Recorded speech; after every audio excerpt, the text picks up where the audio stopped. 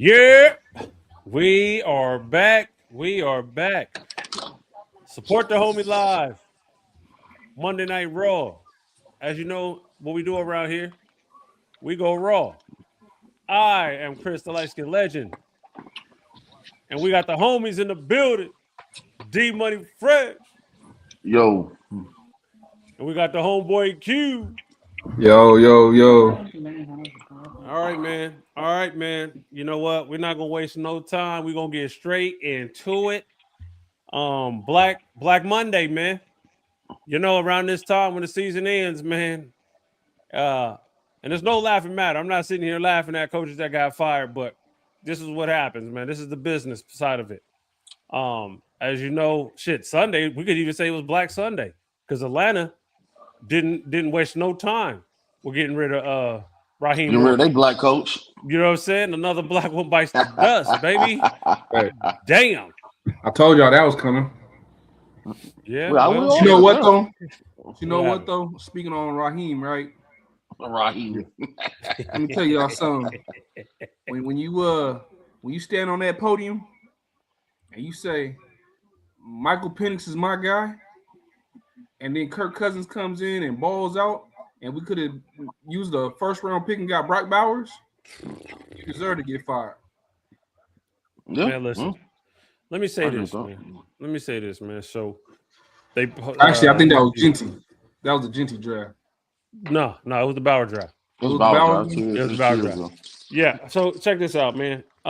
They showed the video. Somebody posted the video. I think it was I was scrolling on Facebook. It was either ESPN or Bussin' with the Boys. Y'all know that podcast with Taylor Lewan and I forgot his name, man, little linebacker dude. But anyway, so they posted the video of remember when they drafted Penix and the general manager was sitting there like trying to discuss, like tell Arthur Blank, like this is the reason why we're gonna, like he was just doing hella hand gestures in front of him, like, well, we picked him because of this and because of that.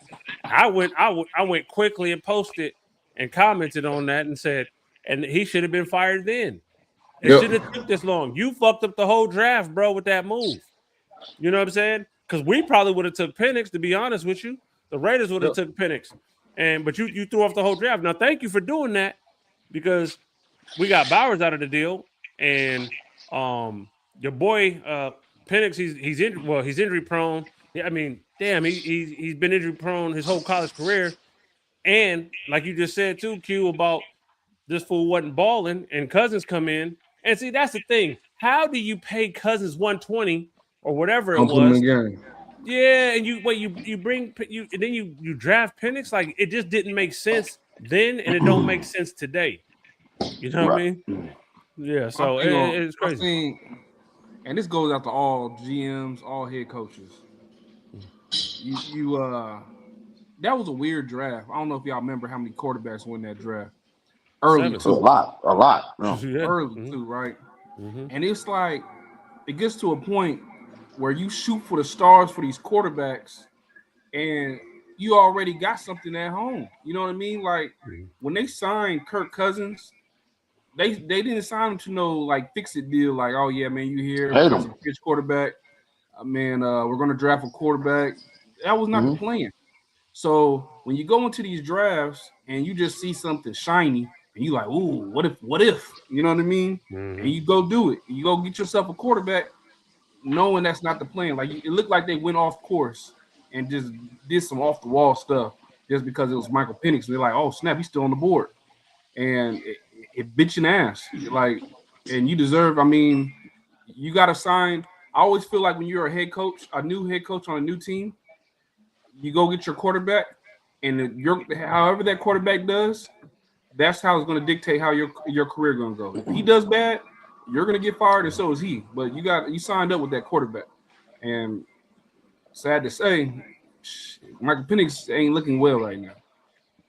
Let me say this real quick too, just to piggyback on your point about the coaches getting fired. Depending on what quarterback you bring in, and that's going to dictate your career. That's true, but I'm gonna say this: I don't care what head coach you are going to get fired. That is a guarantee. Oh yeah, there's no, you know what I'm saying? Like that's just the game. Like, so Yeah.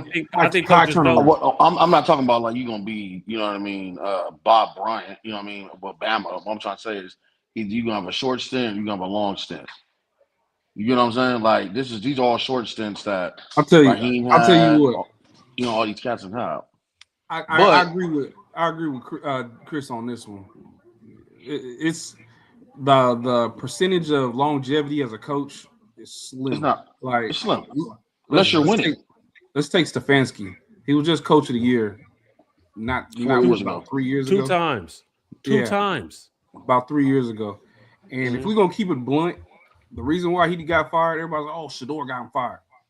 It has nothing to do with Shador.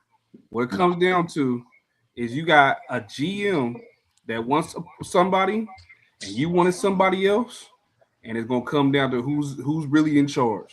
I hate to say it, GM's got the last say so. You gotta go. Take your boy Dylan with you. I wouldn't. I mean, it depends on the organization on who has the last word on whatever, right? But at the end of the day, if I'm the coach and choose the GM, and we came in together like Raheem and old boy did, we're married. End of the day, we're married. This is what it is. So I think they took Michael Penix. They agreed upon that BS, right? They had to, and we're gonna take him. But in my head, if I'm Arthur Blank, has the rest of the football world, we're like, we just paid Kirk Cousins. I was getting this man $200 million guaranteed, and you guys draft Penix for what? Then on top of that, I mean Penix. I mean he had a good stretch of 6-7 games, but if you go back, he has injury history. And what is he now? He's injured. He has major injury histories, ACL, MCLs, whatever. But with that being said, okay, Penix is not the guy. As Evan said, he's not the guy. So if we know Kirk Cousins come in now, the ball's moving and everything, he's not the guy. But this is who you guys wanted. Oh, okay. So no, let me get y'all the hell out of here because I'm the one who went and got Kirk. I can do this on my own. I don't need you two in here. Like, what are we doing? And Atlanta has pieces. Atlanta is the quarterback. Kirk Cousins being a year away, removed from the Achilles, he already was not mobile. He was ready not mobile, but now he's 2 years away. They always say, especially with football, if you're 2 years away from your Achilles, from the injury, you're doing better as time progresses, as time goes on. Your first year is going to be, and that's what Kirk looked. He did look like he didn't want to get hit. He did look like he did not, get off the spot. Would you say, because this is how, as a Minnesota Vikings fan, this is how I'm feeling about that, right? Would you say going to get a quarterback, that's always been the norm. You build your team, you go get your quarterback in the draft. He's supposed to be your quarterback for the next 5 years. You hope you hit, right? But I don't know what the statistics is on it, but I'm pretty sure it's pretty low on hitting on a quarterback in the first round. I'm pretty sure the percentage is pretty low. But you got all these quarterbacks all these teams got one. Like, let's say Malik Willis, Sam Darnold was one. He's on backup. Kyler Murray is going to be looking for a job. Oh yeah, Kyler definitely looking for a job. You got all these quarterbacks who got seasoned, and they probably just need a new scenery. But we go get a quarterback at the draft, and then I tell you what, this is the more frustrating part. Just being in Atlanta. Let's just be in Atlanta right now. Nigga, that division is terrible. And Atlanta, how they look the last 4 or 5 games, you like, we could have won this shit. But no, we're dibbling down with Michael Penix. That's what we're doing. You know what I'm saying? Not to say, I mean, people have to develop. We understand that. You're not automatically come in and be great, right? That's never really, happens rarely. But we're married and we're on the clock. So it's not necessarily they got fired. They got fired due to them drafting Penix and signing Kirk because the shit didn't make sense. Yeah. The only way it didn't make sense. And they have a solid team. Get away with that. They should have did like Green Bay and made it clear from the jump that he's not playing. We're sitting him and we're developing him. If they did that from the jump, we wouldn't even be talking about this. You know what I mean? Like, you should have played Kirk until he showed that he shouldn't be playing, and then went from there. I think this though, they shouldn't have drafted him. You went and paid Kirk. You went and paid Kirk. Like, now, if you don't pay Kirk and then you draft dude, okay, that's understandable. But now the kind of you have a leg to stand on. Yeah, and to speak on too about like the backup situation, right? So you can't go pay Kirk and have your starting quarterback. He on a rookie contract, but you got $100 million sitting backing That up. makes You can't do sense. that. Right. Now, if Right. you My go glasses now, and white what you do is go get you a certified bridge quarterback.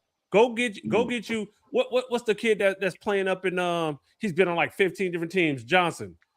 Josh Johnson, Josh Bay Johnson. Area. Go Yeah, get that's you a the thing Josh right Johnson type of dude. You know what I'm saying? Go get you Tyrod Taylor. Go get you a guy where it's like, hey, here, you go be the bridge because you're not paying the bridge 100. You know what I'm saying? Listen, The reason why you can't do that is because we just talked about longevity as a head coach. You can't. No, but what I'm saying is, but you signed, but you okay. He If come you out. okay, If you you- get if you- Josh I Johnson, get and what you you start losing, I'm about to get fired in another no, season. but that's when you say, okay, Penix, your turn. You get what Right. I'm saying? you That's gonna get a bridge guy. because you with get a bridge Penix. guy to take the fall. Yeah, what I get Penix? you. You talking about what Penix? Yeah, okay. Yeah, whip okay. Penix. Right. Yeah. Right. Whip Penix. That's what I'm saying. Then you go. So see again, they messed up the timeline. You go They and did. get a guy. You go pay a guy. Like Paid you don't him. you paid him. Like you don't do that. That was the slap in the face for everybody. You went and paid him $100 million. You draft Penix in the first round. There's no you. I guess I can get the concept of that, but I just don't. no. You're not gonna. You're not going to. It's not. You're not gonna double the dip. timelines are off. Yeah, the timelines are off. I Bro. think I heard somewhere about Raheem was like Michael Penix is a can't miss or some shit, and I'm like, nigga, if that's what you think, I don't know what the hell you was watching, but I'm like, we talked about that a few episodes back. Mhm. You got to put your money on the field. I don't care if you pay somebody and he not it. Guess what? He still got to get on that field. Like, we got to figure something out. Or we got to trade this dude because I can't see sitting 25 plus mil on the bench. You know what I mean? And we playing 200,000. From a ownership perspective, and how we looking at it, like, okay, y'all did this bullshit. It better work because right now it's not mathing. Financially, it's definitely not mathing. But let's say I was Raheem, that wouldn't make sense to me because it's just like you're on a short leash. Yeah. Fuck what you say. You have to know you're on a short leash. First of all, Atlanta is not like some of these other spots like the Jets. They have no talent anywhere. Atlanta has talent all up and down that roster, and they're in a terrible division. So you're able to get away and win the division with 9 wins or something crazy, right? Yeah. So with that being said, you gonna put all your chips on the table with this Rook, or you put all your chips on the table with Kirk Cousins. But if you would have did with the Rook, you could have been like, look, man, we developing him. I could have came to Arthur Blank and had an excuse. He not, you know what I'm saying? He not what it is, whatever. Because he not developed. It's been 2 years. But since you didn't do that and you grabbed both of them, now I'm putting you on the clock. Yeah. Hey, they fired themselves. You know who you just talked? You know who you just hit on the head? What? This is the difference between what Minnesota's doing and the difference between what Atlanta's doing. I'm pretty sure. I'm pretty sure. Not even the GM, because the GM is married with Kevin O'Connell. They both came in together. But the Wolves, I guarantee you, they're looking at both of them and they say, "Hey, listen, y'all told us to go ahead and let Darnold walk, let Jones walk, and all right, listen, we ain't paying them, so we cool. But JJ, your guy, and he don't look good, so we gonna give you this. This is year 2. Hey, year 3 don't look good. Hey, but Kevin O'Connell got a winning season. All y'all get fired, huh? Kevin O'Connell got a winning season. Yeah. Raheem and GM don't have a winning season. They sure don't. And at the end of the day, I don't think that was Kevin O'Connell's call to draft JJ. I think that was the GM. Yeah, and or whoever the hell. I knew it wasn't Kevin. I could see him getting fired. And, the GM? Coaches fired. Yeah, the GM's the one that they said have been on the hot. He's been on the hot seat for 2 seasons now, though. If you fire the GM, then you're gonna fire that head coach with him. So here's the thing with now if I go upstairs and backdoor you, you know I didn't want this JJ shit here, right? Self-preservation. He came to San Francisco, and he's like the analytical type dude. And the things that they've been talking about is every person he's been drafting is not even on the team anymore. Like we traded down. Don't do that. So don't do that. I'll give you an example. Don't do that. Hey, I'll give you the example. We had the 12th pick, right? And we needed a safety. We knew Harrison Smith was getting old. And what's the dude for the Ravens right now? The safety over there. Nah, Hamilton. Hamilton. Mm-hmm. Hamilton was on the board, and Hamilton was the number one safety off the board. We traded down, and we end up getting the boy from Georgia. What's the dude? He ain't even in the league no more. But we ended up trading down, getting a safety, and there was like, oh yeah, he's just as good as Hamilton. We feel like we got a steal and we got draft picks. Man, the dude played 2 seasons out the league. Hamilton's a fucking all-pro, and you can't miss. And this is like all the time with him.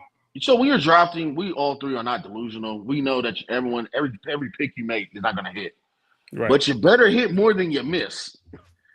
Yeah. Hey, listen, have you guys ever just went back and just looked at all the first round? Let's just take the first round. Let's just take the first round. No. Like, take the last 20 years. Mm-hmm. Take the last 20 years and just look at all the hits and the misses. There's way more misses than there are hits. Yeah. And I'm just talking. Actually, I need to get a bit upstairs. I'm just talking. And I'm just talking first round, bro. So I mean, we all know that it's a crapshoot. We know that. It's definitely a crapshoot. That's the only thing I could probably say about my team is that we're probably 8 out of 10. We're 80%. I'll say in the last 20 years hitting on first round talent. Now filling out the rest of the damn roster, that's a whole nother story, and that's terrible. But full of first rounders, all the linemen and the Pro Bowlers we didn't have. We talking about Pro Bowl receivers. We didn't, they didn't draft it all right. Well, I'm not saying I'll say I'm not even saying we don't draft the best, not at all. I think the Niners and the Eagles are probably the 2 best drafting teams as far as talent. That off the top of my head. Yeah. Look at what the Eagles do though. They go get it's not rocket science with the Eagles. They just go get the best player on the best team every year. Like we go, ooh, they got that dude from Georgia. Like, why are we going to get the gym from North Dakota State? Oh yeah, they got an old lineman from North Dakota State. He ran a 4.740. Who cares? You know what I mean? Like, why do I need the lineman that's fast? Like, what are you gonna do with that? And they go, yeah, he's gonna be a gym. Go give me the dude that can ball, man. Go give me the dude from Georgia. Ball. But all right, hey, let's move. Oh yeah, go ahead. No, because I was gonna move because I want to kind of hit all the coaches that got fired, right? Oh yeah. Let's hit the Cleveland Browns, man. What's his name? I know we briefly talked about it. Stefanski. Yeah, Stefanski, man. Let's kind of deep dive on him a little bit because I think he's a good coach. I think they messed up. Do you think he's just an old coordinator, or do you think he's just a head coach? I think he's a good head coach, and he's going to go to a good. I'm not going to sit here and say that he's not. I don't even think it's really his fault. What reason he got fired? I don't think it's all his fault. Let me say that. Go into that. That's what I want to go into. I just say, first of all, Cleveland Browns organization is terrible. They're terrible before he got there. They're probably going to be terrible after he's gone. And it's a circus. It's a motherfucking circus. If Chris is fucking GM and I'm the head coach, we know on the same page about drafting who. At the end of the day, somebody's gonna have to let their nuts hang. We can't bring 2 of these motherfuckers in here. That's just a circus. We can't do it. And then it's more of a circus because of who the fuck the player was. You get what I'm saying? And what his name carries and all that shit, all the extra shit. So now it's a circus. It's a motherfucking circus. Then we're gonna bring this old fucking here, Joe Flacco. It's like, what are we doing? What the fuck are we doing? Then Kenny Pickett gets brought in. What the fuck are we doing? Then we still got Deshaun Watson. We still got the perv fucking rehabbing in the back. What are we doing? But when I'm looking at Stefanski, right? Yeah. And I hate to say it, I think they used him as a fall man. Like, you can't tell me all that was him. You know what I mean? Like, when you gotta, so I'm no knock on Shador, but you can tell this GM really pulled for that. You know what I mean? Like, hey, he's gonna be on the team. But I just got Dylan. I don't care. He on the team. You know what I mean? So you already butting heads with the GM. Yeah. On top of that, I don't know if Stefanski was Flacco's guy or the GM's guy, but somehow Flacco's on this team. I think there was another feud when they traded for Kenny Pickett. So, to the outside world, we like, what the hell's going on in Cleveland? But they're butting heads, and you got 2 different agendas. Like, Yeah, and that's why they live with all 4 of these quarterbacks. And but just like Chris said, like 10 minutes ago, if you're gonna do that, you want to bring the rookie in, bring the bridge guy in. Flacco's gonna be the bridge guy. Bridge guy. See, that makes sense. But why the fuck do we have 2 bridges and we got 2 rookies? What are we doing? That's the part. When they said we might carry 4 quarterbacks, I said they definitely don't know what the fuck they're doing. But you know, they man, that's the part. Hey, but you know, that's the part of you don't see it, but you kind of can see it, where there's a feud between a head coach and the GM. Like where you saying, "Hey, man, I want to go with this guy and this guy." Nah, you can do that, but this dude's gonna be on the team. Well, hell, man, if I gotta keep him on the team, I gotta keep him on the team. All the stuff getting leaked out. You know what I mean? Half the team got Team Gabriel, the other Team Shador. Then you got Flacco, old ass, sitting there. You know, we just buried Trey Kenny Pickett to the dumbass team that took him. I don't know who was it. Dang. Yeah, don't do that. Come on, man. Come on. Anyway, we gonna get to these Raiders later. We gonna save them for the last on this coaching thing. I seen a little article, and it was something where the GM said, I guess he was talking to his family, and they had already came to the conclusion. They said that he was firing Stefanski as soon as the game ended. And I'm like, you like this? We treating Stefanski like he's just like some scrub. You know what I mean? Like, well, no. And you know what it is really? The GM and the owners in cahoots. They on the same page.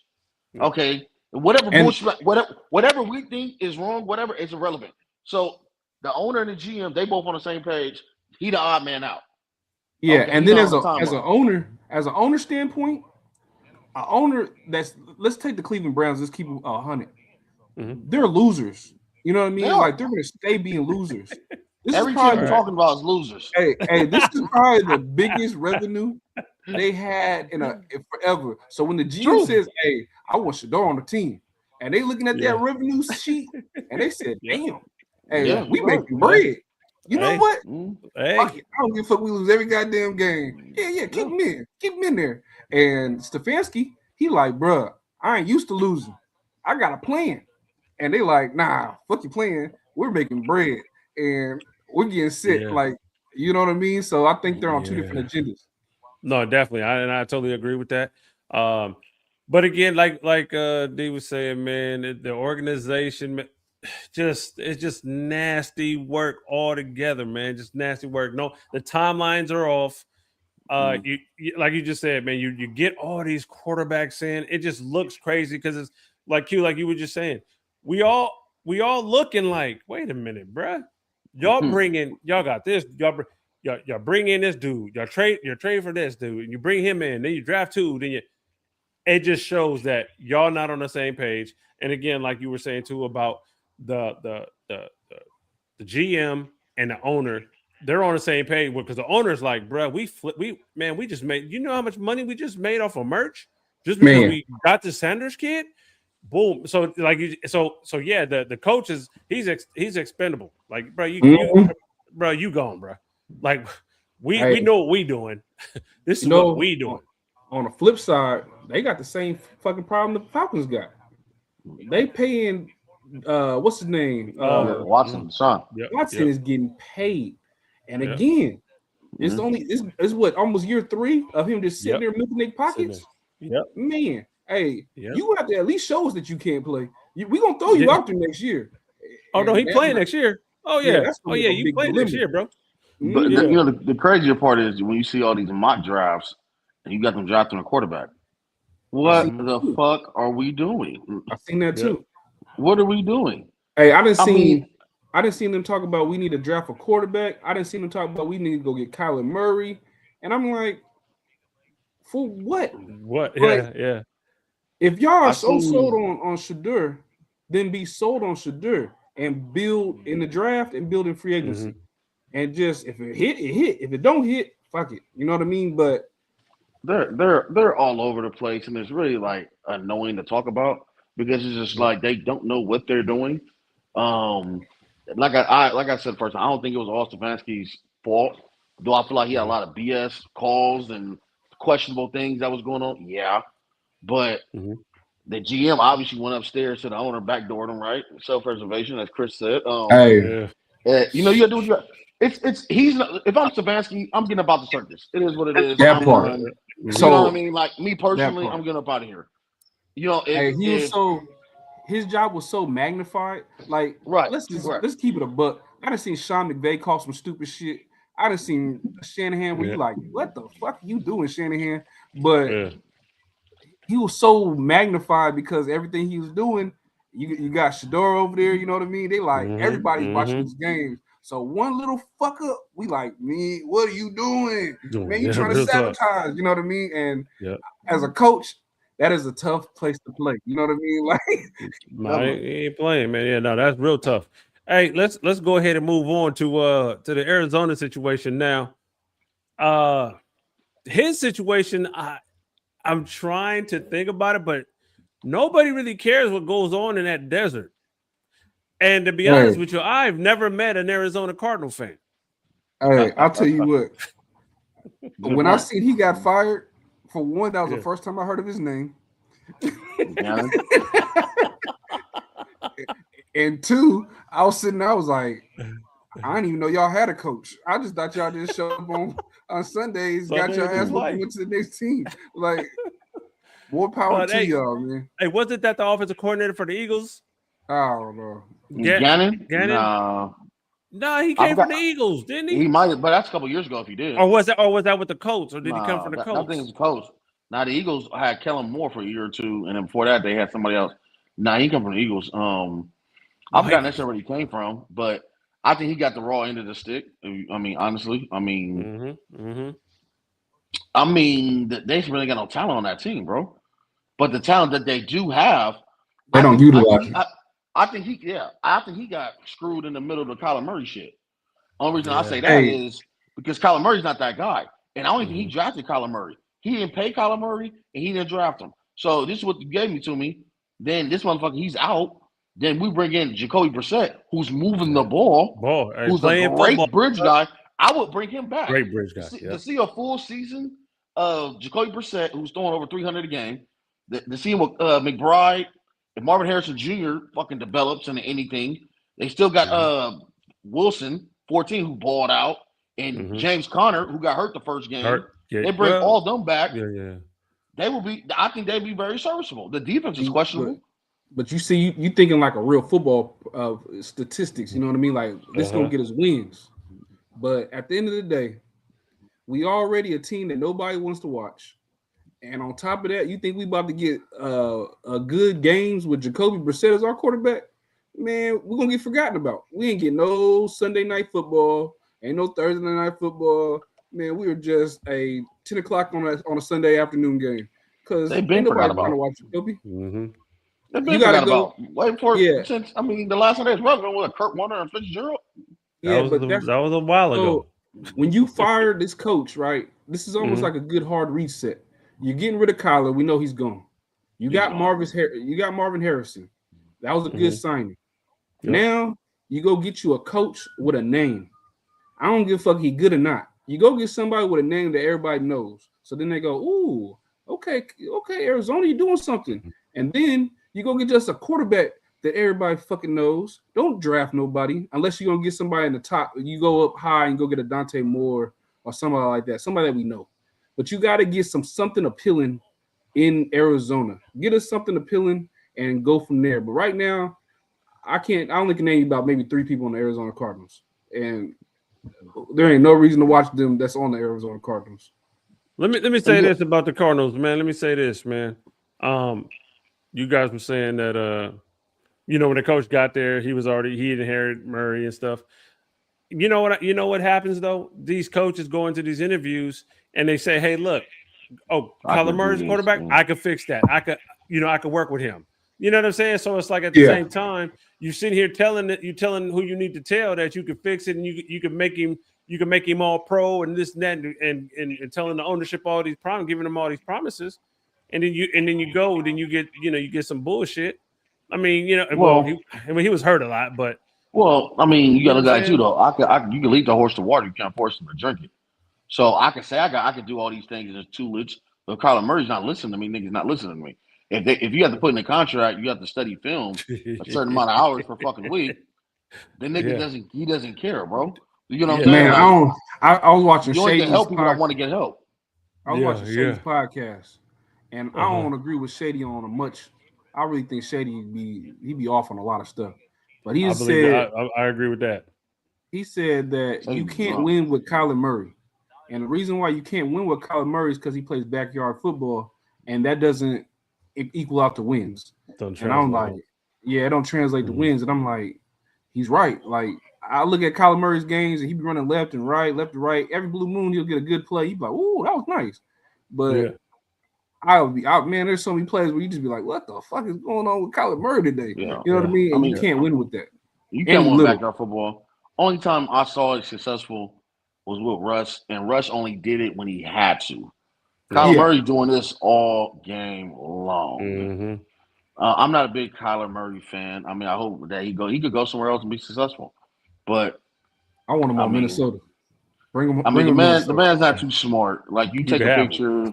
Bring You him take a Minnesota. picture wearing a Michael Vick jersey with your dogs. That nigga's just not smart. Oh. I mean, what are we doing? You niggas just not smart. Hey, you gotta think that is kind of funny though. Like, I was, and then Hey. he's just like, "Oh man, I know," blah, blah, blah. And I'm like, I guarantee he did not know anything. Niggas just oblivious, just Hey, retarded. Vorcha Cali is in the building. He said it's a good thing if that Leprechaun Murray is gone from the Cardinals. Boy, he's not Yes, gone. he is. Okay, he's not gone yet. he's I mean, gone. he's still He's under leaving. contract. He's still under contract. You know, there's a lot of cap hit that's going to be dealt with if they do trade him or move on from him. So there's that. So he's not gone just yet. Now, guys, it's time to get into some more Black Monday news. Oh, we must be Las talking about later. Vegas, Oakland, Los Angeles Raiders fired Pete Carroll. And let me tell you guys, I knew this was coming a mile away. We all seen the writing on the wall. This man has played people out of position. He got his son's coaching offensive line and quarterback. Bruh, it's nepotism all through the building, right? This man took a team that was all right to, you know, like it was all right. And then you lose more games than my man you came in and took over for. You made it worse. Then you bring in Jamal Adams and instead of playing him at safety. Oh no, let's convert him to a linebacker, just out of position everywhere. Okay, you take my one of my favorite linemen, Jackson Powers Johnson, and you move him from center to guard. Oh, he's not a center. Then you move him back to center. Then you put him. No, you're a guard. Then he gets hurt. Then he's out for the season. Then you go bring in a dude that ain't played center. He played guard, but then you put him at center. And man, you was just doing a whole lot of nothing. Okay. But anyway, Pete Carroll gets fired. I'm not happy about people getting fired. I'm just like, he had to be fired. He had to go. It just wasn't working. And then the timeline, right? Now the Raiders got the number one overall pick, which I am ecstatic about. Q, you've been saying all this time, Mendoza is going to look good in silver and black. The Mexicans, the Spanish, the Spaniards, they're all going to rejoice, right? It's like having what's my quarterback that won it back in the day? That was Espanol. I'm drawing a blank on his name. Jeff Garcia. You know. No. Jeff Garcia. No, bro. Mark Sanchez. Not Jeff Garcia, man. Oh man, my guy back in the day, bro. I'm drawing a blank. But he won it all. Where was he won at? it all. Yeah, he played for the Patriots, then he played for the Niners, then we got him, then he won it for us. Back in the day, man. You talking about Plunkett? Plunkett, boom, Plunkett, boom, right? So it's like, so it's almost like, hey man, it's all coming together. Not a real Raider fan. It's all coming together, baby. I'm in the middle of a rant, and I just blanked on his name. That's all. I'll never blank on Roger Staubach, but go ahead. But what I'm saying is, Pete Carroll's gone. It's new regime time. Okay, y'all can't mess this up. Okay, it's time to bring in a young offensive-minded head coach. And you know who I'm thinking about right now? I'm thinking about Clint Kubiak out in Seattle. Hey, bring him in, man. Good offensive-minded guy. Hey, look, you like Mendoza? Mendoza like you. Okay? Let's get this marriage together. Let's finally get our quarterback in the building. I don't care about anything else. Yeah, we have a lot of holes. But guess what? We got 10 draft picks this coming up draft. Okay, but get your quarterback in the building. Okay, anything on Pete Carroll firing, guys? First off, y'all need to say y'all need to apologize to Pete Carroll. Y'all looking at this the wrong way, man. Y'all use Pete Carroll, and I'm gonna tell y'all how I figured that. For what? Pete Carroll is 74 years old, right? Yep. He done did it all, done it all. They knew that the Raiders was going to have a bad season. They knew the Raiders sucked. When y'all signed Geno and y'all said, oh, yeah, we're going to have a good season, I said, the Raider fans is delusional. Man, this team sucks. And guess what? Y'all started losing, and y'all use Pete Carroll's old age to take the fall. Y'all even stopped letting him make play calls. It got to a point where Pete Carroll wasn't even a coach. He was just a face. Damn. I don't even think he understood that he had no control of that team after like week 6. Oh, yeah, he don't make the play. He don't even call the plays.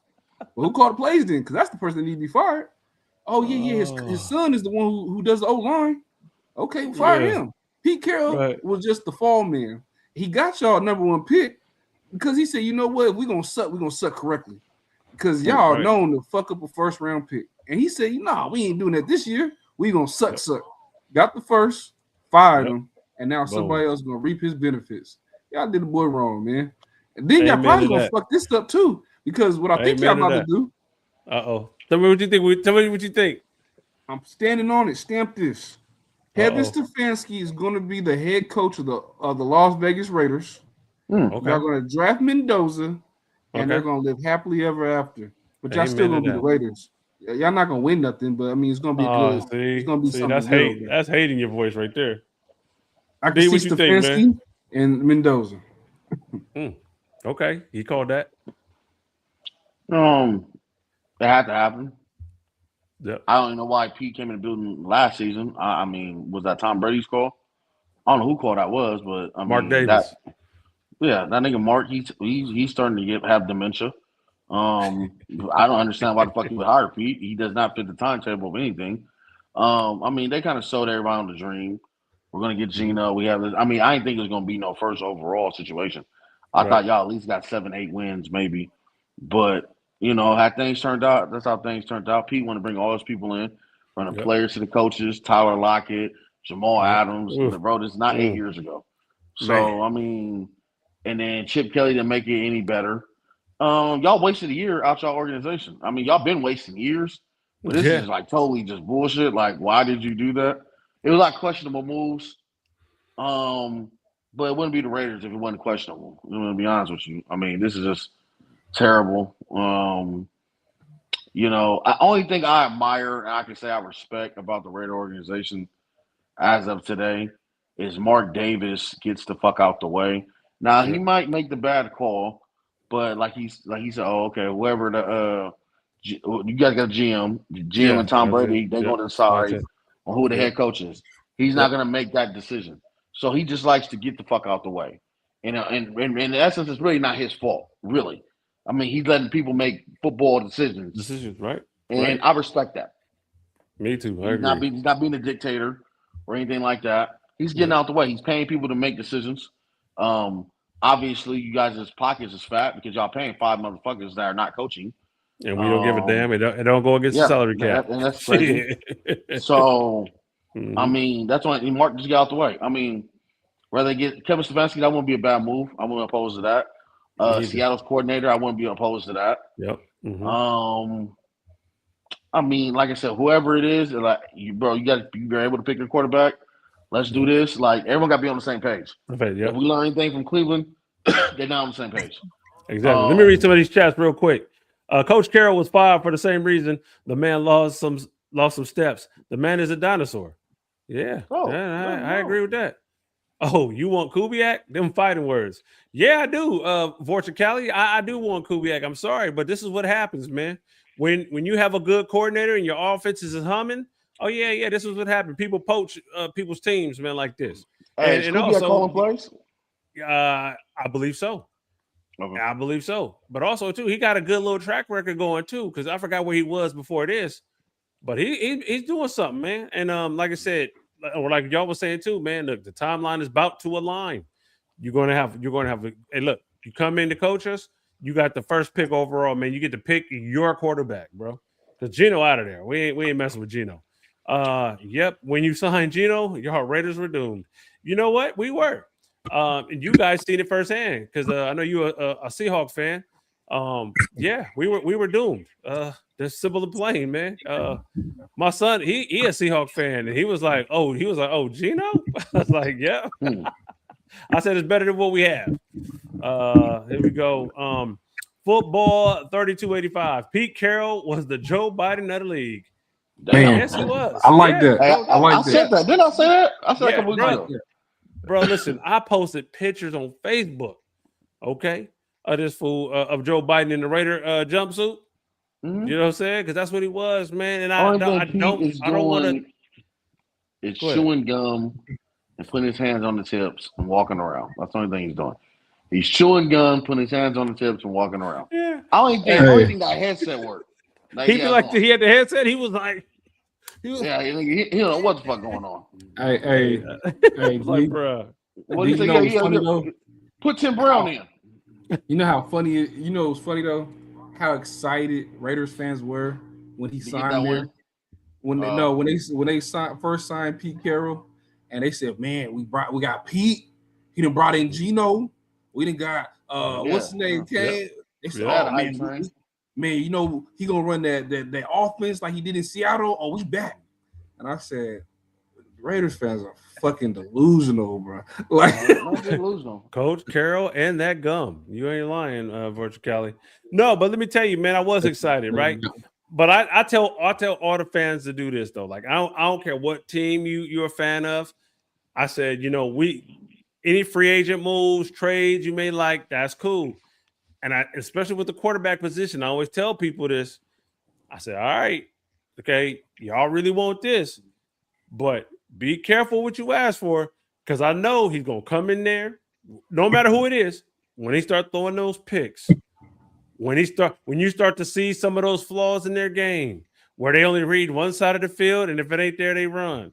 Or if they start seeing and feeling ghosts and they jumpy in the pocket, I'm like, just calm down, man. Just temper those expectations a little bit so you won't get disappointed, right? Because I don't care who you bring. I don't care what coach you decide to hire.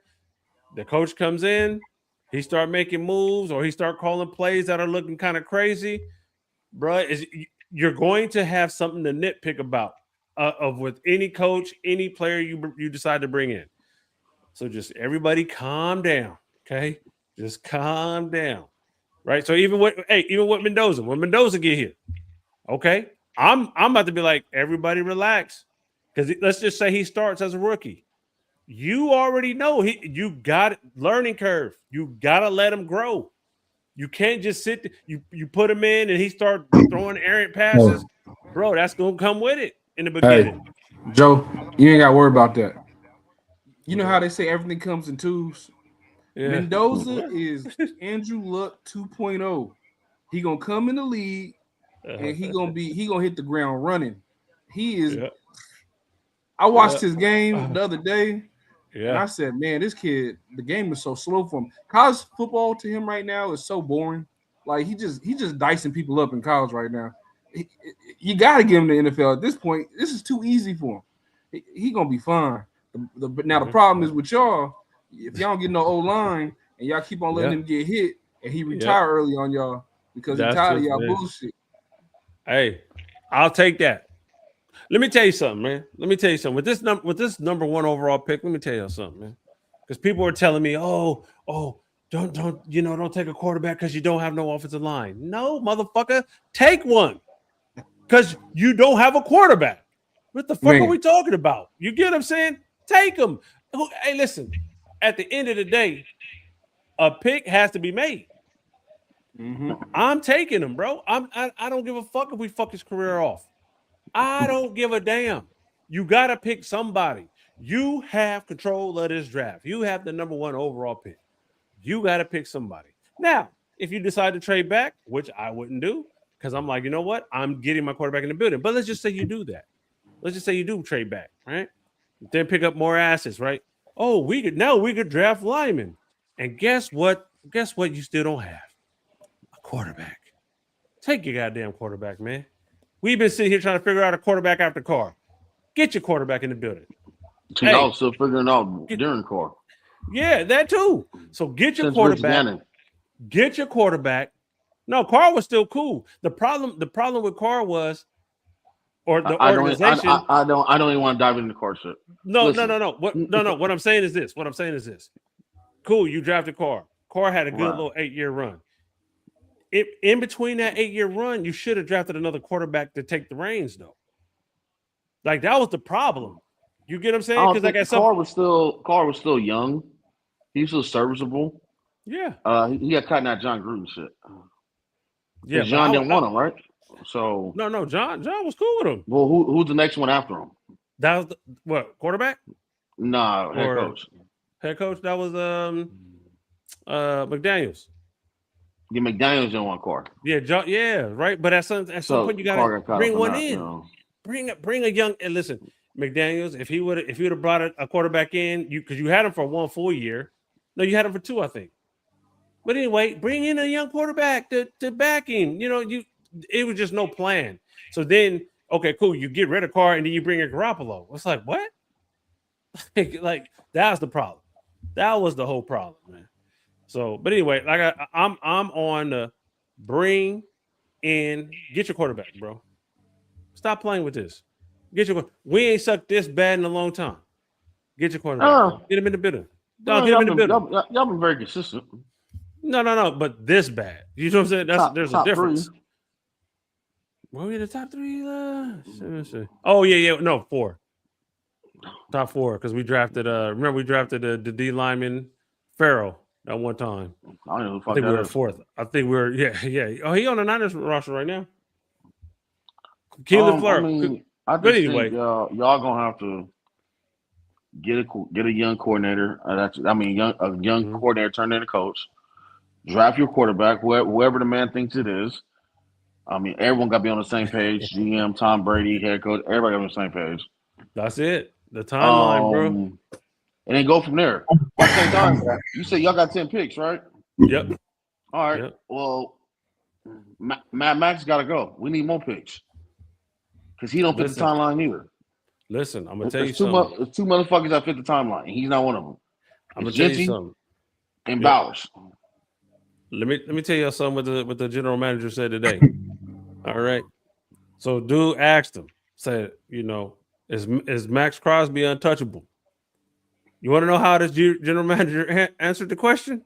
I asked him for everything. He said, I respect his game.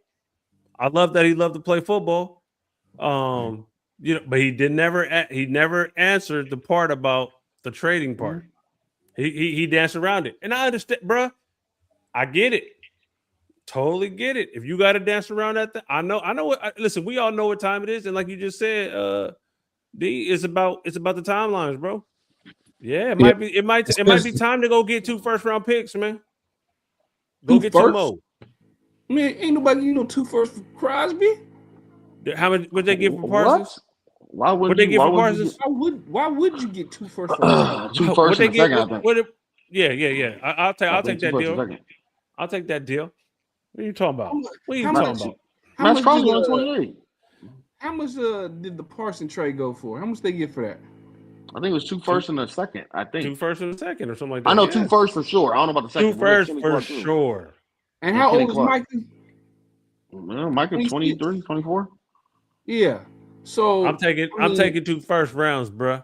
Man, I mean, we're gonna talk about that. Max Crosby has at least another 4 or 5 years of prime left. He's only 28. Yeah, he's still young. Hey, still young. But especially if you put him in, I mean, because he has to be number 1, and he's the only dog on that line. If you put him with a team that can scheme good, has another okay pass rusher, a decent D tackle, I mean, I just think you're prolonging his prime more. I mean, if he gets in a better situation. Don't be upset when this happens. I'm telling y'all this is what's going to happen. He's going to go for a 2nd-round pick, and somebody's going to take over that. And somebody's going to take over that contract because they got to pay him too. So you gotta take this contract. No, he's under contract right now. Yeah, he can pay 30 something. Yeah, he can pay like 40, ain't he? Yeah, 30 something. Yeah, that's like a lot of 38, money. 40. Yeah. So I gotta pay him and give you picks. Yeah. What the hell wrong with you? What the hell wrong with you? Yeah, what the hell wrong with you? Have you seen him play? You ever seen you, bro? You trades? You be like, hey man, I'll take him, but y'all need to pay half. What? Hey, nah, bro. You ever seen flipping that whole bill? You ever seen them NFL trades where y'all looked and you be like, damn, he went for a fifth, bro? We could have did that. That's what's going to happen. I understand that, but I don't think. I just think because of the market that got set behind the mic and shit, I don't think no one's out for a DM. Just say that right there. Yep. Say that right there, because that's what I wanted to talk about. All right, my boy, Vorcha Cali, man. Y'all Raiders need to draft Dante Moore. 28 touchdowns, 9 interceptions with outstanding decision-making skills. Listen, man. Dante Moore haven't even said he was coming out or not. And let me tell you something. Dante Moore might have the higher ceiling. But guess what? I want Mendoza, bro. Why? I've seen what I needed to see. Hey, I seen what I needed to see. I want Mendoza. I mean, I can go out there and look like that against Bama. I want Mendoza from the standpoint of that Mendoza jersey. I know that Mendoza Raider jersey is gonna be nasty, right? But I'm telling you now, Dante Moore, you can't miss with him. That kid is gonna be a problem in the league. He remind me. He looked like Jordan Love. That's who he looked like. He is a Jordan Love type player. I don't know if you gotta let him sit like Jordan Love, but he nice. But listen, I think he needs some more seasoning, to be honest. And I know he went up against Texas Tech, right? And they got a tough ass defense. They're probably like the top defense in college this year. Best defense in the country. I don't think it was on him. You know, that game was on him, man. But listen, man. I don't know, man. I'll tell you this though. I seen Mendoza do some things that I like. Okay. That I like. I think Mendoza is the better quarterback. Like right now, I think Mendoza is the better quarterback. Does Dante Moore have a higher ceiling? Yeah, possibly. I think he does. But I'm cool. Give me Mendoza. I'll take that right now. I'll take that starting right now. You know what I mean? So Michael Parsons was traded for 2 first-round picks and Kenny Clark. Yeah, I know there was another pick in there though. I thought it was like a second or some shit in there. Yeah, it might have been another pick in there. I mean, it wasn't a first. It was like a second or a third or some shit. Yeah, but it was 2 firsts for sure though. 2 firsts, for sure. Yeah, it was definitely 2 firsts. I know that for sure. But yeah, man, give me that, man. Give me Dante, man. No, give me Mendoza. And like I said, and Dante still haven't said if he's coming out or not. Hey, I'll tell you like this. They played each other this weekend. So yeah, Indiana's gonna give him a good game, but Oregon gonna pull that off. Oregon gonna win that game. Oh no, it was close the first time. It was close the first time, and Indiana pulled it out. It'd be nice to see Chamberlain and Dante Moore in the championship. Yo, that'd be kind of dope. Yeah, matter of fact, let's get on the college, man. Since we already went over went over this damn NFL coach. Y'all think AG gonna get fired in New York? Who? Aaron Glenn. He shouldn't. But to be real though, they didn't get an interception all year. A record. I mean, granted, if we have a house and you want me to live in this house, but you got rid of the only 2 things I have in the house, which is a TV and a couch, Sauce Gardner and Quentin Williams, it's kind of hard for me to live in this house. You got rid of the 2 things that was in the house, the only 2 things in the damn house. But that only thing that might come back to really haunt him is not the defensive shit. It was that Justin Fields. It was just he wanted them. But they didn't pay him either. So they're getting off the deal. They're getting off the deal after this year. But the thing I'm trying to say is from an ownership standpoint.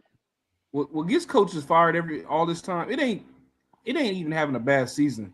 It's when you sign your name and we go pay your guy and your guy don't work. So he's kind of safe still because he ain't made no purchases. He ain't put his name on nothing. He ain't got no car note out there yet. You know what I mean?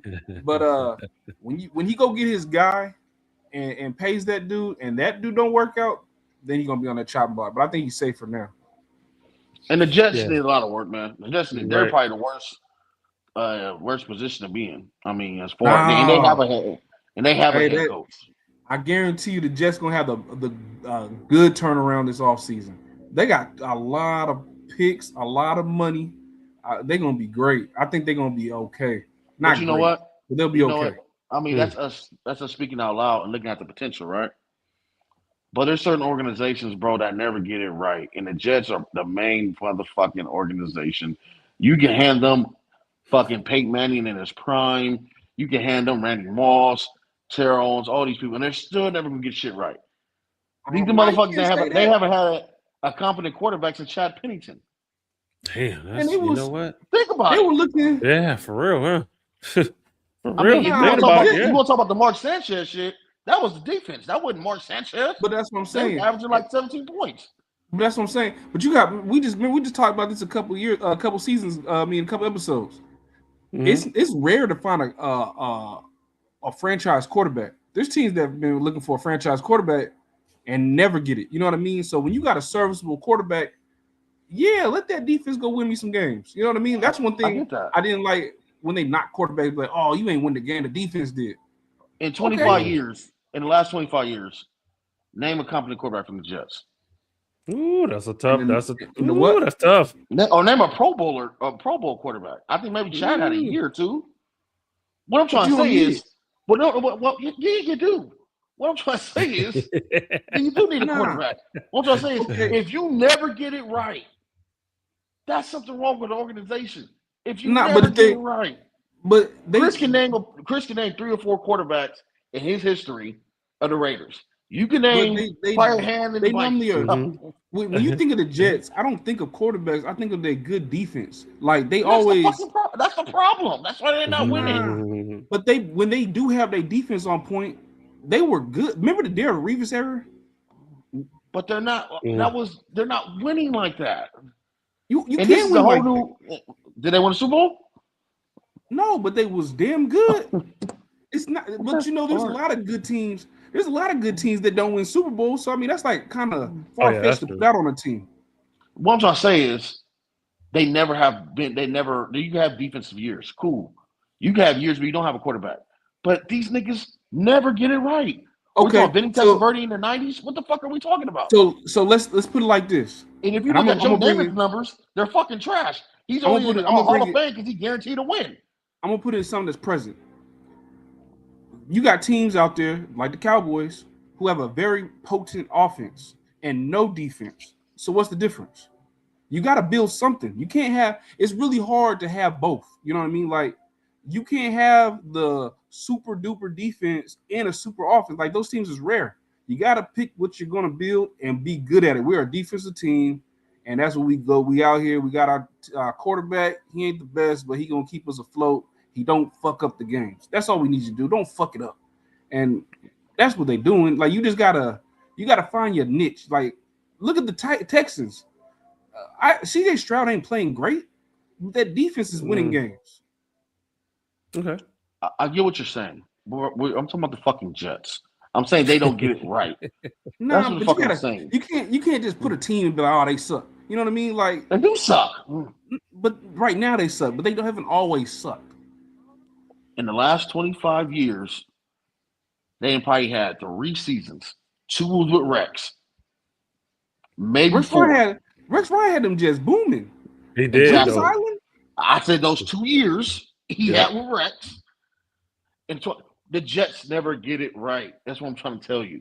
I'm not talking about all this defense and offensive shit you're bringing up.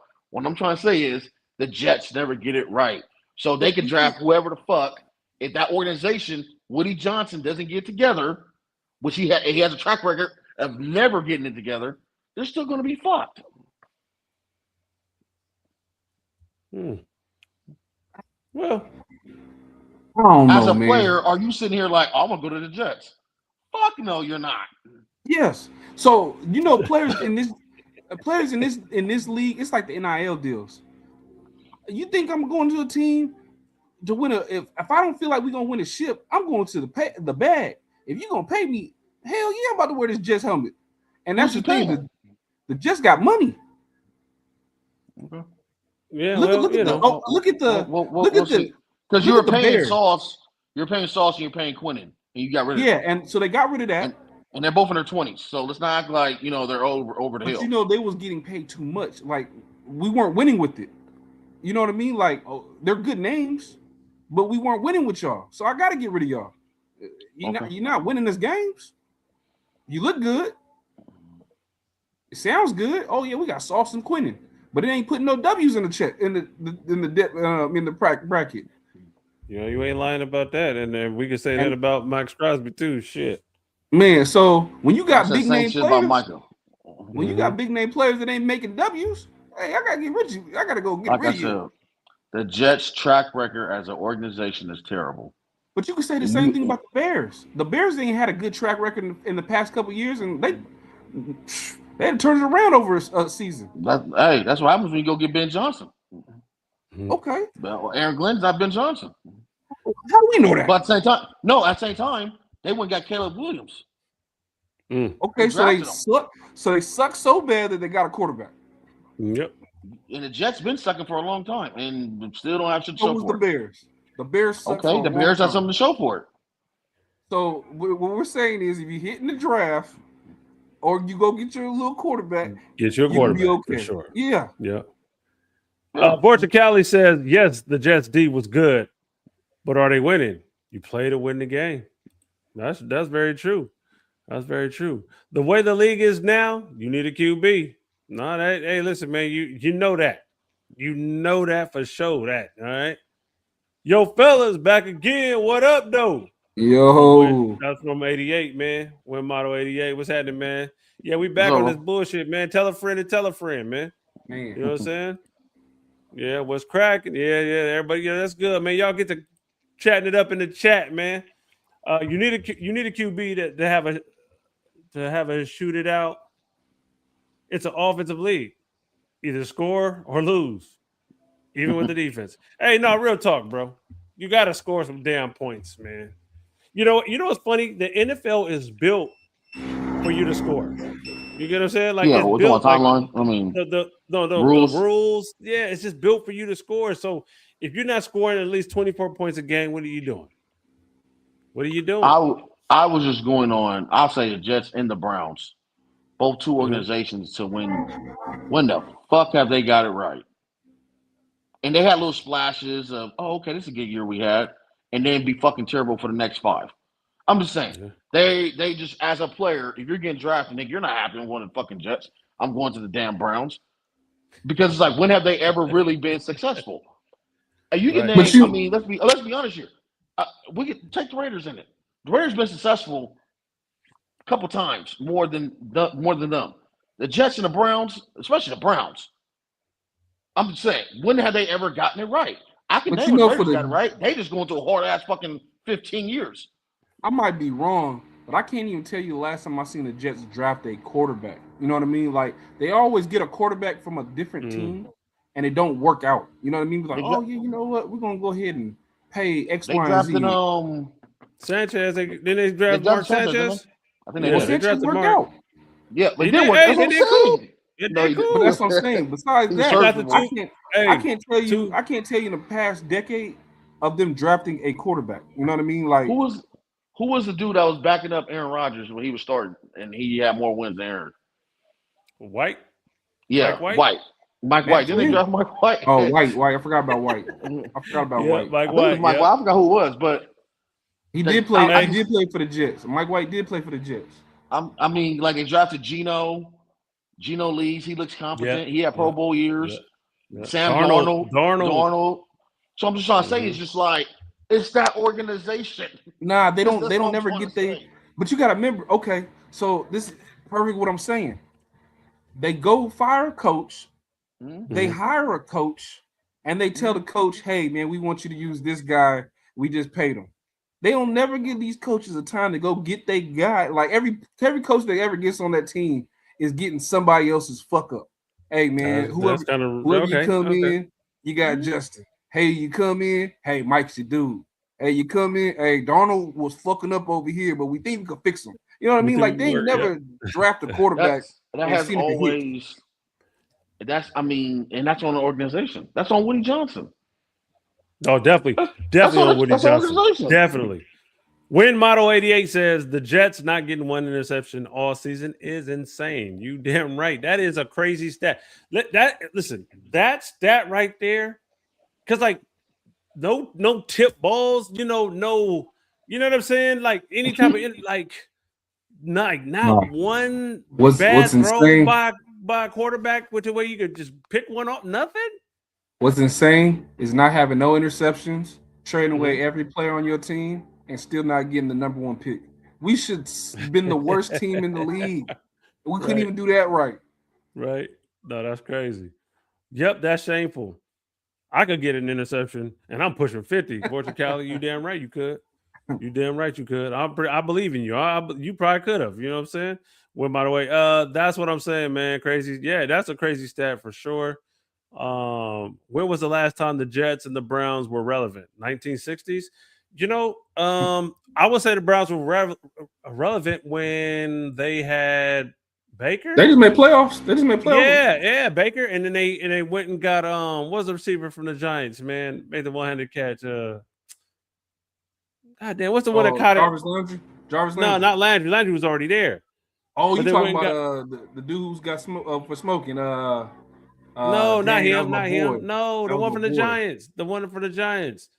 Odell. Odell. When they got Odell, so nah, man. But they made the boy Gordon. You talking about Josh Gordon? Browns. Josh Gordon. Josh Gordon was the one that smoking that weed. He was smoking that lettuce. Hey, I ain't gonna lie to you. When Josh Gordon was on the Browns, that was must-see TV, man. Josh was the dude. Hold on, man, my boy.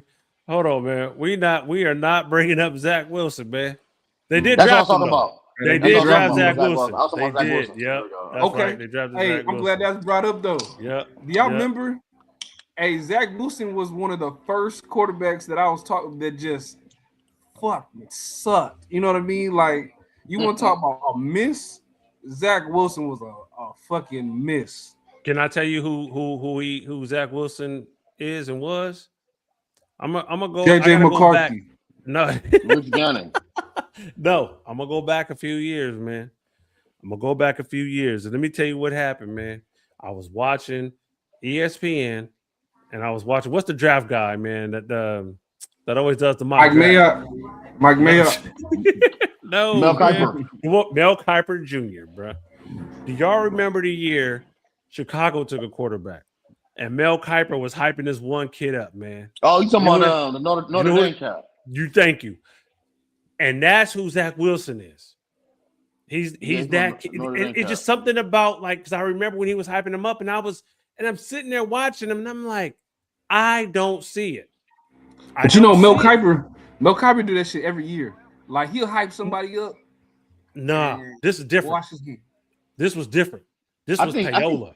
I think they were saying it was something wait. Listen to me. This was payola. I felt like he was getting paid to push this kid, bruh. That's people used to pay. You remember how people used to pay the radio stations to get their their music on the radio? Pay DJs? That's what, bruh. I swear to goodness, man. I said, wait a minute, bro. I said, why is he pushing this kid? Jimmy Clausen. No. Bro, I swear, bro. I swear that's what this was. Like, he was pushing it, man. Hey, but I watched the pro day for Zach Wilson, right? And they had him doing like them off-platform throws, and he's launching that motherfucker. Yeah. And I was like, damn, he got a cannon. You know what I mean? Yeah. It looked good. It was fun watching him. You know what it reminded me of? When JJ was doing it, and that's why I got scared. When JJ was doing this shit, and that was like, they're like, damn, this boy look good. I got scared because I was having Zach Wilson flashbacks. And yeah, man, I every day I hope it's not Zach Wilson 2.0. Listen, let me tell you something, man. When you talk about throwing from your knees, right? Jamarcus Russell was throwing it from both knees, bro. He was on both knees throwing it 100 yards, bro. But you know one thing? You can't throw it from your knees because you're down. Mm-hmm. You see what I'm saying? Remember when Johnny Manziel went out there, and I think on his pro day he had shoulder pads and helmet on or something, Because everybody else used to just throw in like shorts and the shirt. Yep. But he went out there, had, you know what I'm saying? It was just like they selling this image. They selling it, bro. Like they really like selling themselves to an organization, bro. And you got to be careful, man. Buyer beware, man. Got to be careful, man. Hey, since you brought up the name, you feel like Jamarcus Russell will be really good in this generation? No, because he didn't have the work ethic. I'm always go that. Like, bro, I don't care how much talent you have, man, but if you ain't got the work ethic, bro, I think what good are you, bro? What good are you? You know, he went to a Raiders team when it was you need to fit the cookie cutter image. You know what I mean? He was drinking purple drink. We gotta remember some of the stuff, bro. They gave this man a tape. They said, "Hey, man, go watch film. Go watch this film." Bro, it was a blank tape. He came back. They said, "Did you watch it?" He was like, "Yeah, I watched it. It was good." Right. You know, all that's telling me is you trying to trick me, motherfucker. Work with me. You know I ain't good at reading. Why you gonna give me a book?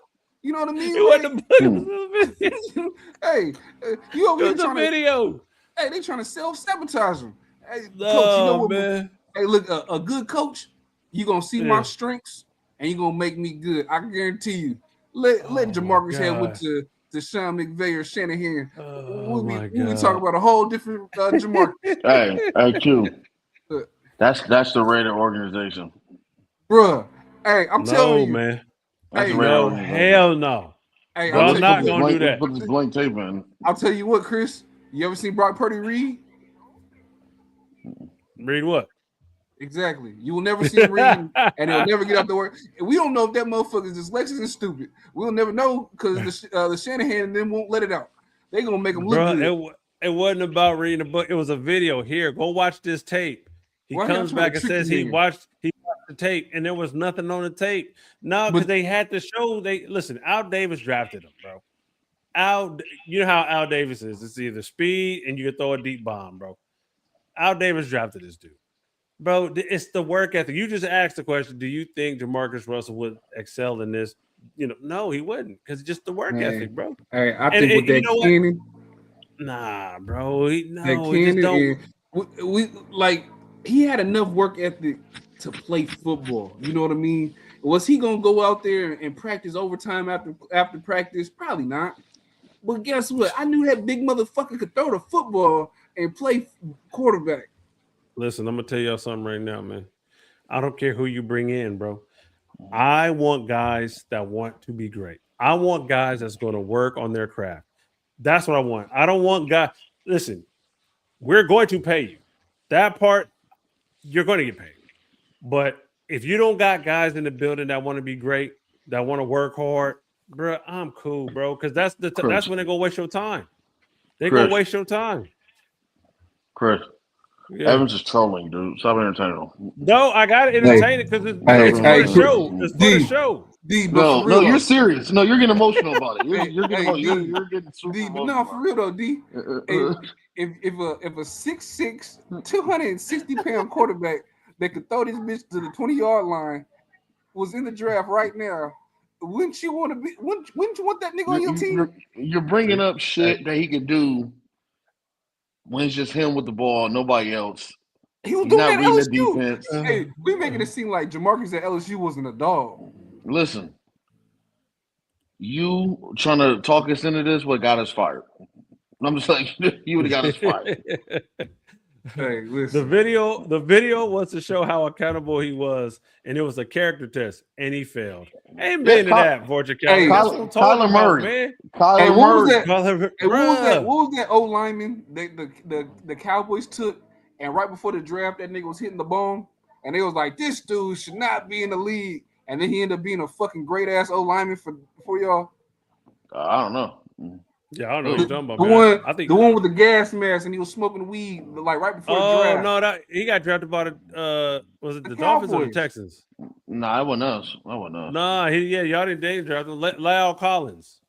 Lyle. No, we did draft him. We did draft him. Y'all drafted him or did I thought the Dolphins? No, we did draft him. Nah, we cut him, but he made like a Pro Bowl maybe. He made a Pro Bowl. Yeah, he had a good career. I think. He had a good first. He had the first couple. No, I think his last gig was at with Cincinnati. Oh, I Cincy. think it was Cincinnati last year or 2 years ago. But he had a good 3 years with us. He was all right. They said Cam Newton couldn't read and remember long plays. Hey, that's crazy. Hey, all you gotta do is go forward. Hey, Can't run straight. Y'all see that Asante Samuel shit? What'd he say? Asante said, so Cam was critiquing Drake May, and he said Drake May's not a game changer. Asante, former Patriot, said, Cam, you was never a game changer. He said, you had what, one good year? I don't know if I would go that far. Asante just jumps out the window. I think Asante be drunk or something, and he just jumps out the window and says anything. But a lot of people like, Gerald McCoy, a couple cats have said they're just like Cam Newton first 2 seasons. We had a game plan for him and Steve Smith. But after Steve moved on, we had a game plan for Cam. Cam's a motherfucking he's an MVP. What are we talking about? Yeah. But I mean, Asante jumps out the window. I mean, some people maybe don't like the way Cam critique certain quarterbacks. You know what I mean? But does Cam have a resume to say certain shit? Yeah. But there's maybe two people like the way he says it. There's 2 people that you can hate them, but you gotta respect them. That's Shady and that's Cam Newton. You might not agree with anything they gotta say, but they earn the privilege to say that shit. You know what I mean? Check their resume. Yeah, they earn the right to talk that crazy shit. You be like, what the fuck? It is Shady. Cam, you tripping. It is Cam though. He do got the resume, and you really can't check him. You know what I mean? And I mean it's hard to argue with the 6'5", 245-pound quarterback. Oh, that's what he said. He said, Cam, he said something like, "Oh, you just a nigga that was big and fast." Well, I couldn't say that, man. I mean, it is true. He was. Hey, that motherfucker was like built like a linebacker. Yeah, no, real talk. No, real shit. Win Model 88. The Raiders offense is going to look solid at the skill positions. As long as they can address their O-line, Mendoza, Genty, and Bowers is nice. Nah, for sure. Listen, I keep saying it, man. Go into free agency, overspend for 2 offensive linemen. Give me a right tackle, give me a guard or a center. Yep. And I think we're in business. He said the skill positions. Who the fuck are the receivers? No, we do need a receiver though. No, y'all need about 3 of them. You got Genty and Bowers, bro. Bowers is our number 1 receiver. Okay, and that's a problem. No, that's not a problem. That's outrageous. Yeah, that's a problem. That's outrageous shit. That is not a problem. Cool. Do we need a receiver? Yeah. Yes. No, you need about 3. But do we have a number 1? Yeah, we do. His name is Brock Bowers. That's not a number 1 wide receiver. I'm lining them up. I'm lining them up all over the place. And this is the reason He's why my number 1 receiver. Am I going to draft? Am I going to go find one? Shit. Hell yeah, I'm gonna go find one. Nah. I'm gonna go find one. Leave Brock Bowers all over the fucking place. That's why you get hurt every season. Yeah, hey, it's all right. Hey, he wasn't really hurt this season. Cam Newton was good with good size and a good arm, but after a few years, the man quit trying, and his career went down the tube. No, I think you know what, man. Cam hurt his arm, bro. Yeah, bro. And then he got a noodle. Then his arm went noodle. Yeah, when he tore that shoulder, it never came back the same. Yeah, I don't think he was the same after the Super Bowl, bro. No, that definitely was it. Tight end ain't a number 1. Stop trying to be the Chiefs, Joe. Hey, listen, man. Can I dream? Can I dream? No, it's called. Hey, you know who y'all should go get? Who's that? Y'all should go get this one quarterback, wide receiver in the draft. His name Cornell Tate. Go get Cornell Tate. Yeah. Ohio State. Yeah. Hey, listen. If we go draft a receiver, you go to Ohio State. They got a few of them over there. Because here's the thing. They got a few of them over there. Here's the blessing about being a sucky team, right? Y'all don't get just the number 1 pick in the first round. Y'all get the number 1 pick in the second round too. So y'all go get a quarterback, y'all go get a wide receiver, and just keep on going.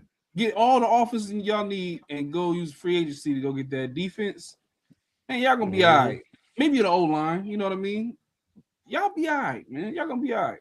Y'all be the 5th worst team in the NFL then. My boy Win Model 88 says Jacoby Myers changed my Jags offense. Couldn't believe y'all let him go. We just didn't want to pay him, man. They just didn't want to pay him, bro. That was it. Listen, I don't even think he's a solid. He's not a 1 to me in my eyes. He's a solid 2 though. He's solid 2. He's just definitely solid 2. Like and a great dude too. Great dude in the locker room too. For the Jags, when you got Brian Thomas, you got Brian Thomas, Travis Hunter, and Jacoby Myers, and Washington. Yeah. And that's a good pickup by him. And Etienne. Hey, the Jags are scary, bro. I wouldn't want to play them in the playoffs. Hey, I would. At the end of the day, man, Sunshine gonna that sun gonna go down. Ooh, I don't think he got it. I know he gonna talk it. I know he gonna talk it. Sunshine. I know he gonna say something. Yeah, I know he was. He be letting me down, man. He might turn it around.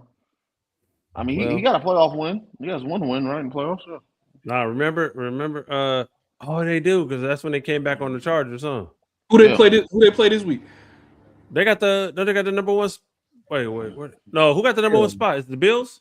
Or Denver. Patriots. Oh, Denver got the number 1 spot. Denver, Patriots. Then who the 3rd? Oh, the Jags, I think the 3rd.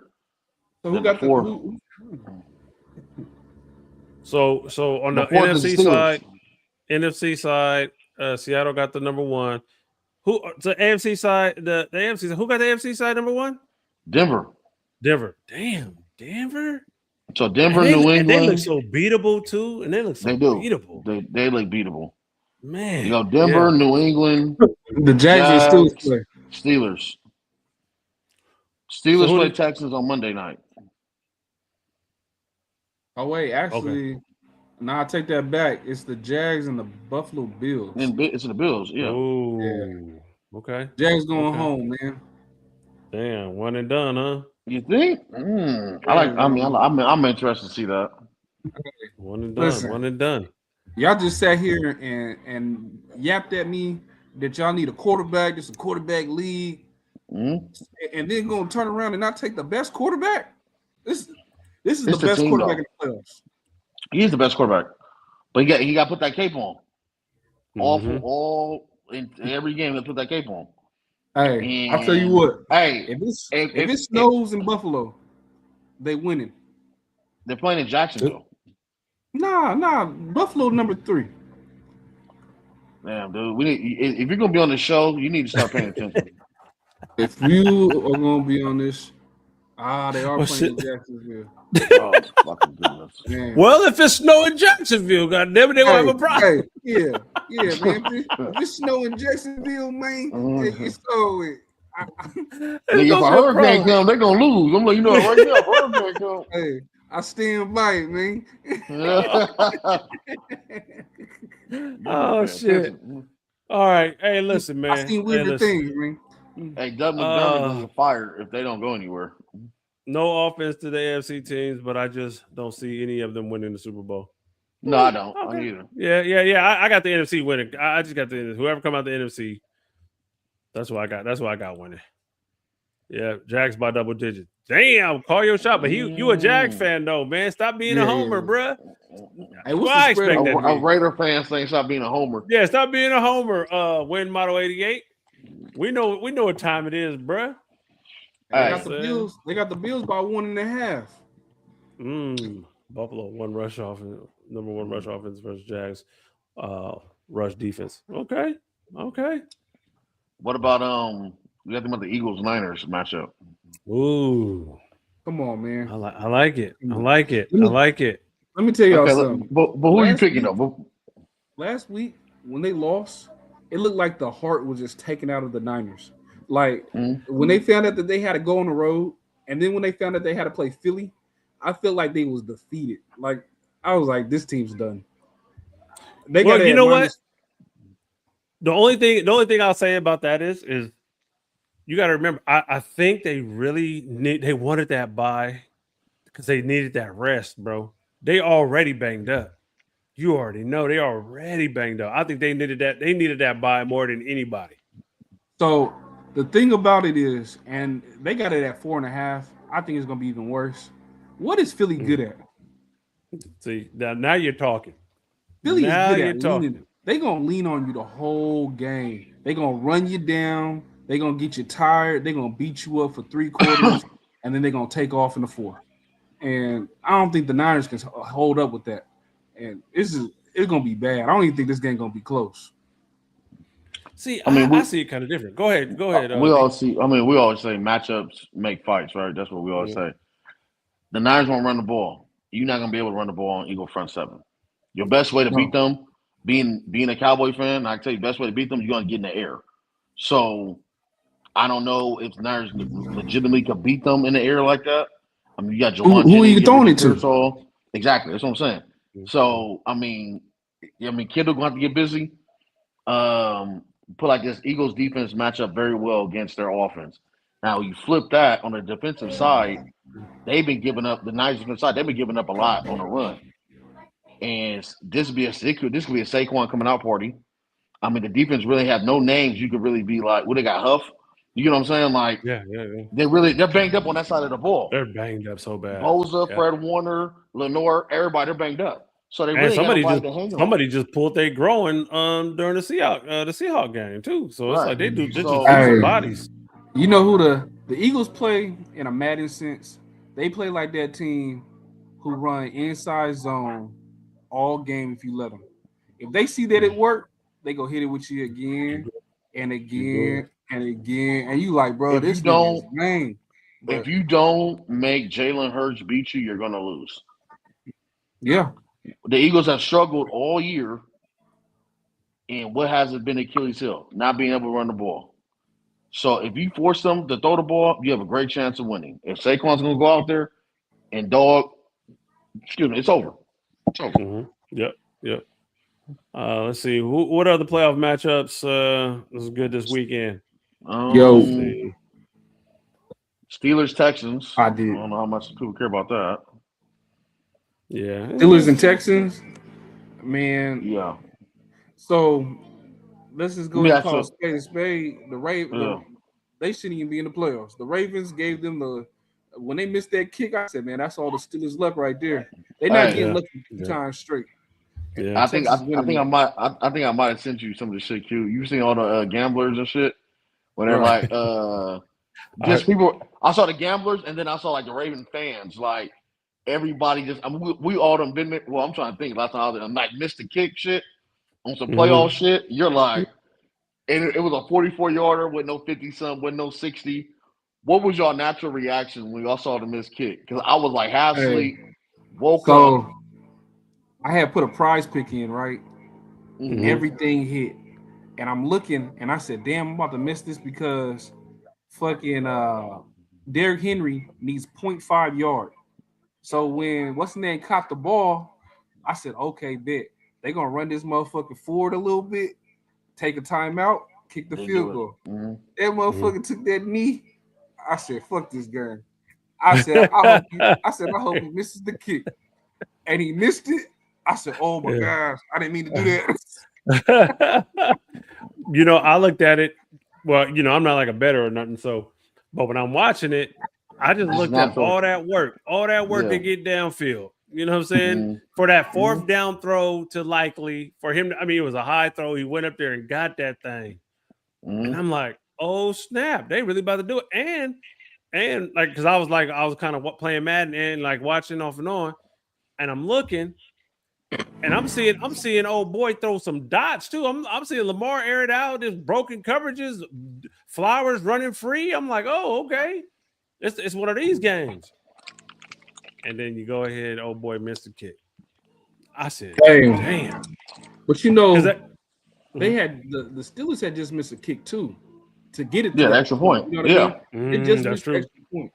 Mm-hmm. So I was just sitting there thinking, I said, these conditions out there ain't good. You know what I mean? This is not good condition for your kicker. Yeah. And when they went out there, I said, man, I thought they should have at least ran the ball one more time and took that time out. You had time.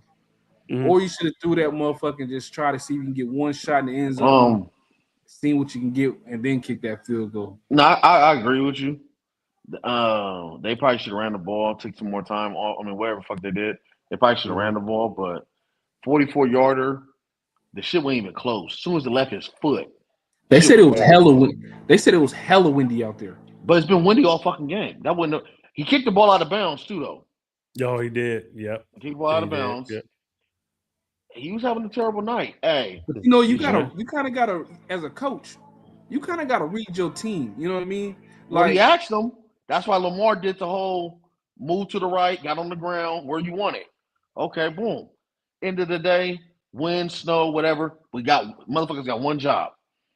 You can't tell me. Motherfuckers got one job, bruh. Now, one job. We can sit up here all day and make excuses. He's a rook, the weather, whatever. You got one job, guy. It's 44 yards, man. Hey, man, I'm the same team that had Blair Walsh miss a field goal, and we lost our playoff game because of it. But at the end of the day, I'm a firm believer. The game don't rely on the kicker. When you got to rely on your kicker, that's not on the kicker. That's on the team. And now we're looking for a blessing to get out of this. And sometimes it comes, sometimes it don't. But it ain't on the kicker. That sound nice, nigga. You'd have got beat up with him in the locker room. Nah, man. Beat your ass in him, nigga. That's not his fault. Whoop his ass. Hey, that's real talk, though. Nah, bro. Like, I feel you, though. It's not. There's plenty of plays that needed to be made and had opportunities. If you leave it up to the kicker, then this is what you get. This is what you get, man. This is what you get. When emotions are high, logic is low. And you would have said that shit in that locker room, nigga, I'm telling you right now. But you know, I'm smacking you. But you know, I looked at him right as soon as he missed it. Went off. As soon as he missed it, it looked like his heart just dropped. Like he looked like he just looked devastated. And it was. But the thing, all right, do y'all remember that kicker for the Colts? The dude with the goggles. Oh, yeah. Oh, no, Vanderjag. Oh, no, Vanderjag. No, Vanderjag was the dude, though. When him and Peyton used to go at it. Yeah. Y'all remember that? Our liquored up kicker. Hey, that nigga, hey, when your kicker loses confidence, boy, hey, that's the end of the kicker. You know what I mean? Like, that's it. Definitely. But listen, listen, we did all this. It come down to one. You have one job. Damn. You have one. You're not even a part of the team. Any play on the team. We practicing on one field. You on the whole other field. We in there listening to the halftime speech. You want a field kicking there in halftime. Like, what are we like? You got one. You're like a total different department than a regular thing. You got one. And this is what really would probably be mind fucking them is Justin Tucker. Oh shit. Oh, Justin Tucker. Hey. Oh, we got rid of him because he had all these accusations. Yeah, he was on that Watson. Not yet to be proven. Watson.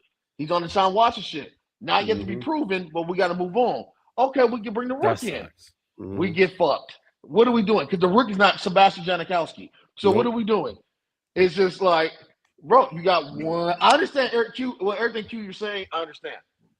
When emotions are high, logic is low, and I don't want to hear none of that motherfucking Malcolm X shit. You preaching shit. I done went the fuck off. Check this out, man.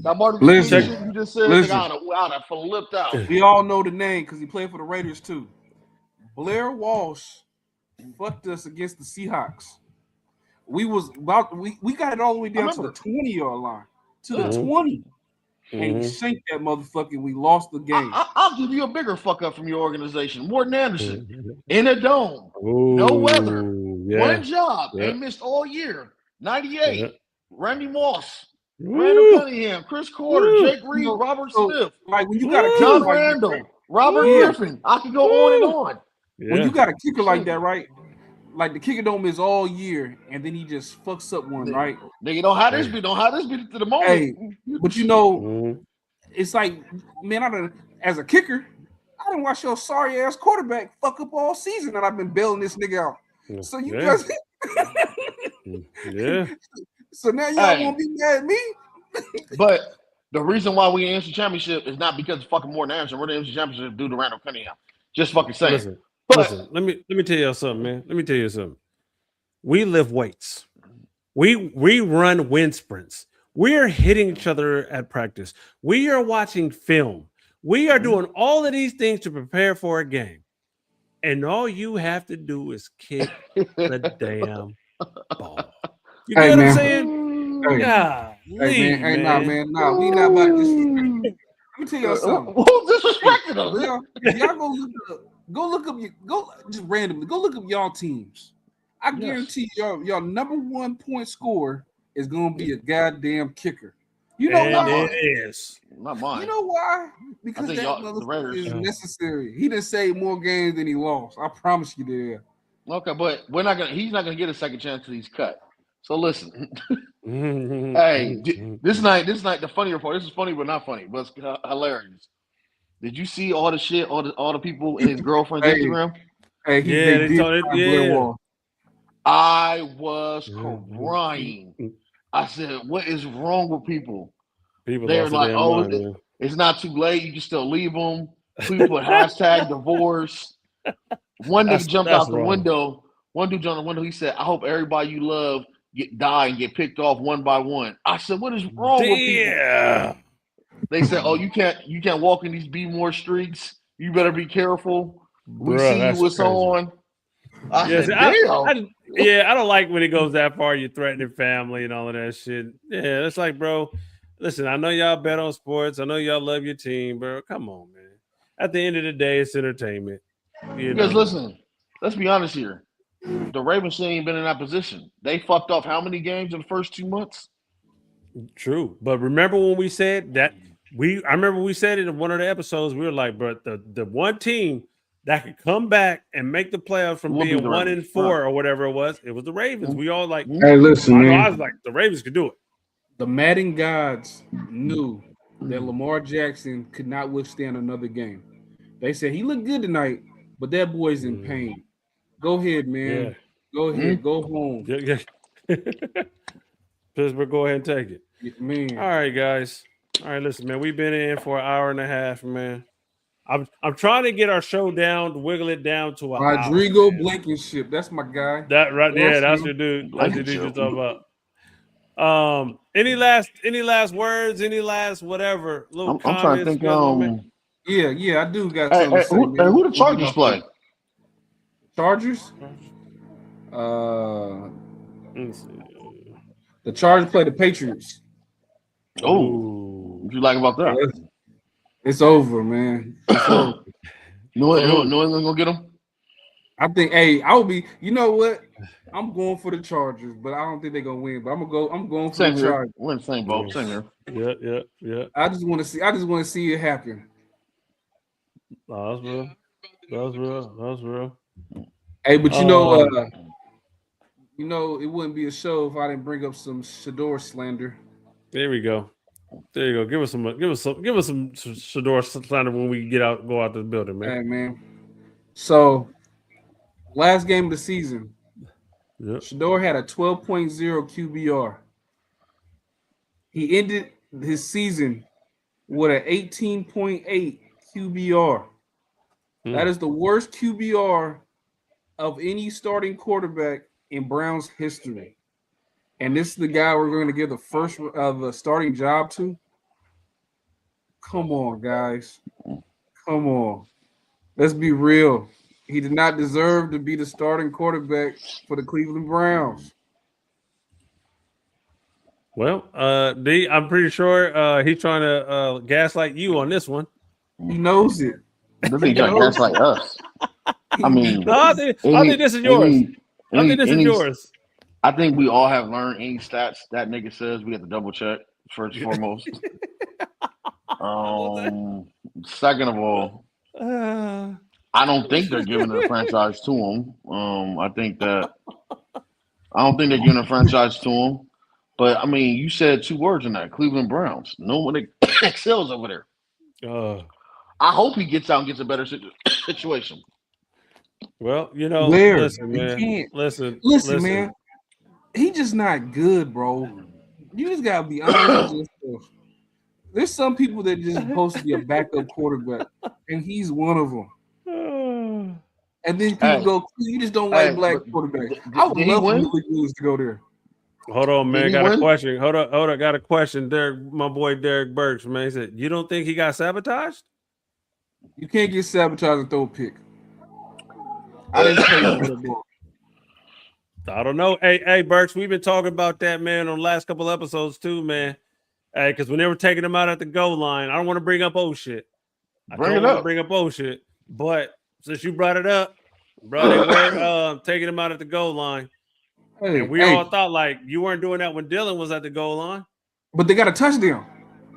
No, but you weren't doing that when Dylan was at the goal line. Because I trust Dylan. Oh, wow. Okay. Dang. Well, that's Dylan done to gain your trust. Oh, he what did he do? Not have the worst QBR in Browns history.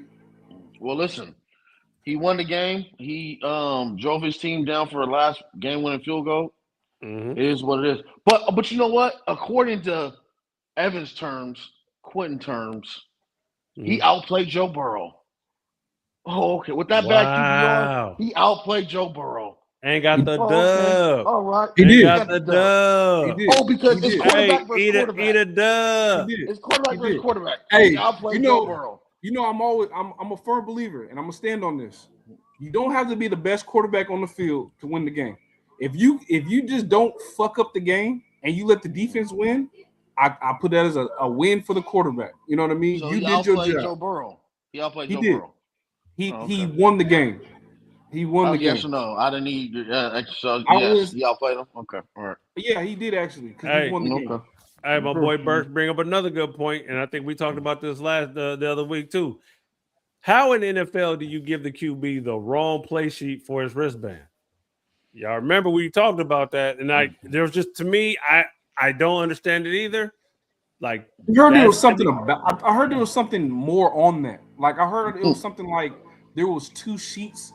And he didn't have the second sheet. It was something like they called the play on the second sheet, but he didn't have, and they had to add the second sheet in there. I don't think it was. That's kind of crazy though when you think about it. Who's asking the question? What's his name again? Derek Burks. Hey, Derek Burks, man. This man that's talking, Evans, he's like Uncle Ruckus. He doesn't like black quarterbacks. No, I love. We all don't feel that way. Hold on. You know what I'm saying? So he's always going to defend bullshit. So I heard this is the first time he has ever said, "Oh, I heard it was another play sheet." Nigga, you didn't say that back then. Yeah, what are you talking about? You did not say that when we first talked about it. You don't like black quarterbacks, and it's okay. It's all right. You're racial. You don't like black quarterbacks, man. You don't like Uncle Ruckus. Hey, Mr. Burks. I'm a Lamar fanatic. No, you're not. I think Malik Willis needs a job today. No, you don't. Fuck no, you didn't say that. Malik Willis needs a job today. No. Malik outperformed Jordan Love. Well, Malik Willis could probably go to Minnesota and start. It don't take much to beat JJ out. Hey, send him. Hey, listen. Hey, Derek Burks said there were times they took Shador out at the goal line and Jukin's phone. Yep, we talked about that too, Burks. Hey, but Junkins was your workworkhorse. Yeah. We talked about that. Remember Junkins threw the ball? Yeah, Junkins threw the ball. That was stupid. All right, we talked about that. Have you ever heard of that in the NFL? They accidentally gave the QB the wrong plays. No, that's bruh. Bruh, that's what we've been saying, bruh. That's what we've been saying, man. You know what I'm saying? You give Junkins the ball because at the end of the day, when Junkins isn't playing, our win percentage goes down the drain. If Shador's not playing, we still can win the game. Like the needle's not moving that much with Shador as it is with Junkins. The fuck are you talking about? Junkins is not a quarterback, bro. He's not a quarterback. He shouldn't be throwing the ball at the goal line. So you should be running the ball, catching the ball, but you shouldn't be throwing the ball. I don't care if you call it a trick play. You should be throwing the ball, bro. Literally, that's all they did was give the ball to Junkins. Hey, give the ball to Junkins. They used Junkins with everything. Pass the ball to Junkins. Give the ball to Junkins. Hand off to Junkins. Shador ain't had to do nothing but give the ball to Junkins. And then guess what? When we got a good run game started, play action pass to Fanning. That was all Shador did all season. What was Shador's while starting? Like what was his record? Huh? What was his record while starting? Man, he had 2 wins. I think he had more than that. No, he got 2 wins. The Raiders and the Bengals. I thought he had 3. I have to go back and look. Oh, Yeah, I think he might have 3. I think no, that's 3. man. No. Vortex Cali says Malik Willis has a job. Bench warmer. Hey, Malik Willis made him some money. He about to get an opportunity somewhere. Hey, Maybe. Malik Willis needs to start a job somewhere. Yeah, I think he is, man. Is that why Stefanski got fired? No, Stefanski got fired because that organization did him in. I think they weren't on the same page, man. Yep. Yeah, they just wasn't. It's a circus. That's it. The Browns organization is just a circus. That's just what it is. I'll get the Raiders this. They ain't no fucking circus. Nah, we might not be a circus, but we disorganized too, though. Those are 2 different things. Yeah, you're right. Those are 2 different things. It's not a soap opera. They just won without him. Yeah. Let's see. They won their last 2 games without Jukins. He has because of the defense. He had to. No, so now it's the defense. No, listen, the defense play a part. The defense play a part. Don't get me wrong. Don't get me wrong. Do not get me wrong. But you still got to give the victory to the quarterback because that's just what they do, right? No, quarterback win. The quarterback win. I just said, they get credit. Defense, you good. No, you need a quarterback. So which one is it? You need a team. The days of you winning with a mediocre quarterback is over. The rules. No, I think you can win an above average quarterback. No, I said mediocre. Can you win in this day and age? Can you win with a Trent Dilfer? No, I don't think you do it like Fuck that. no. Yeah, that's what I'm not saying. like that. That so what that did was amazing. So what did Shador do special in the game this week to beat the Bengals? That last winning game drive.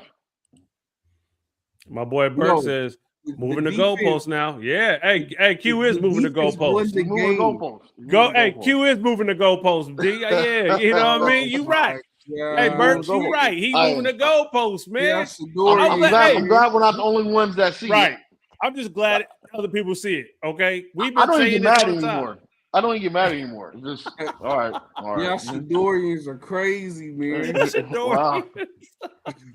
Hey, I'll take Shador over JJ right now. Okay. I would too. Q? Okay, I just wanted to hear you say it. Did JJ lead the game? Let me tell you why I would. Did JJ get hurt again? That's exactly what I was about to say. He did, right? He got hurt, right? I think JJ's more skilled than Shador, but when it comes down to longevity and staying on the field, JJ can't. So I'm gonna take any quarterback over JJ. Okay, Q, read this comment from Burks, man. Last drive, ... Get a field goal for the win. What else you want him to do? Score. Exactly. Score a point. We won the game. Bro, I could have swore Brady did that in the Super Bowl, his first one. We just had our own guys. His first and third one. Yeah, first and third. I could have swore he did that, bro. We just said this out of our own Montana did that a few times. Bro, sometimes that's what you got to do. You said, sometimes man, you got to put the game. I mean, hey, you got to put the game in the kicker's hand. Man, no, man. The kicker. Didn't you just say this? What are you talking about? What are you talking about, man? We need them to win. What are you talking about, man? You back moving the goalposts again? You moving the goalposts? I'm putting it on. Moving it. You're moving it. You're pushing it. You're pushing it. Damn, man. Quarterback doing his job, man. You don't need the kicker. Vortex Cali says you need the Seahawks blueprint: brutal D and a good QB, solid running game. That opens up the passing game. Hey, listen, I'm with you on that. I'm with you on that. Hey, man. Hey, tell Fortune Kelly, man. They're gonna need to win. He's doing a lot of talking right now. I understand. We're gonna need some playoff success. I'm rooting for Seattle. I ain't gonna lie to you. Yeah. We need to see them win. Speaking of Seattle, how far of a distance do you guys have between Sam Darnold and Baker Mayfield now? As how Sam Darnold's playing at this moment. Just above. Just above Baker. I think they like real closer than people think. Okay, who do you have in front of them? Like, who do you think is better? I think Baker's still better than Sam Darnold, okay, but they're not too far from each other. I agree with that. Sam took some strides in the right direction. Baker this year had a banged up year, and all his receivers are hurt and out the lineup. So he need really. It was a terrible year for them. QB in general, like QB in general. Sam Darnold don't turn the ball over, which is every quarterback, but Sam Darnold had, 20 turnovers this season, something like that, something crazy. Bro, he's great. Just don't turn the ball over. You know what I'm saying? And I think this game with the 49ers is like turn over a different leaf because last season in those 2 games with Minnesota that were playoff situations, he looked terrible. He's turning the ball over. Granted, that's not all his fault because the O-line was fucking terrible too. But Sam Darnold, I think this was a big get over the hump for him, and I think he'll be better off in the playoffs, not turning the ball over. All right, Bottle 88 has a question. He says, what 4 seed has a better chance of pulling the upset this weekend? Steelers or Panthers? Steelers. Yeah. I think Panthers might get their ass blown the fuck out. The Rams is upset about that bullshit happened a month ago. But you know, one thing that's been slept on with Sam Darnold this year is the running game. When you got a running game like that to lean on, it helps a lot. That takes pressure off anybody. Yeah, man, it's helping him a lot. Because I'll give you an example. I mean, straight out a home one. Last year, Dak looked fucking just terrible. But we got to throw the ball every damn down.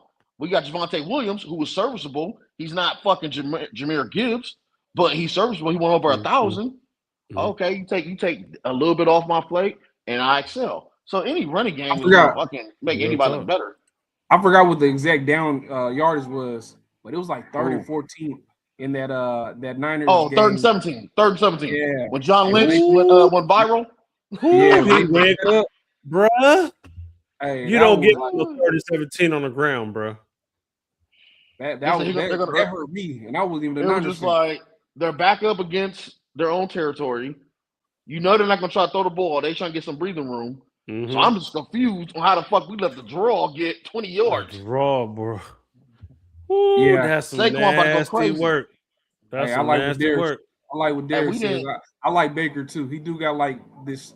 He's one of them quarterbacks. Remember, I told you there's not many in the league that when there's like that 2-minute drill, and you go, fuck, man, you know he about to pull this motherfucker off. Baker's one of those. Yeah, like, he had the first month of the season. First month of the season, he had like Remember he was like the MVP. You know what I'm saying? That first few weeks.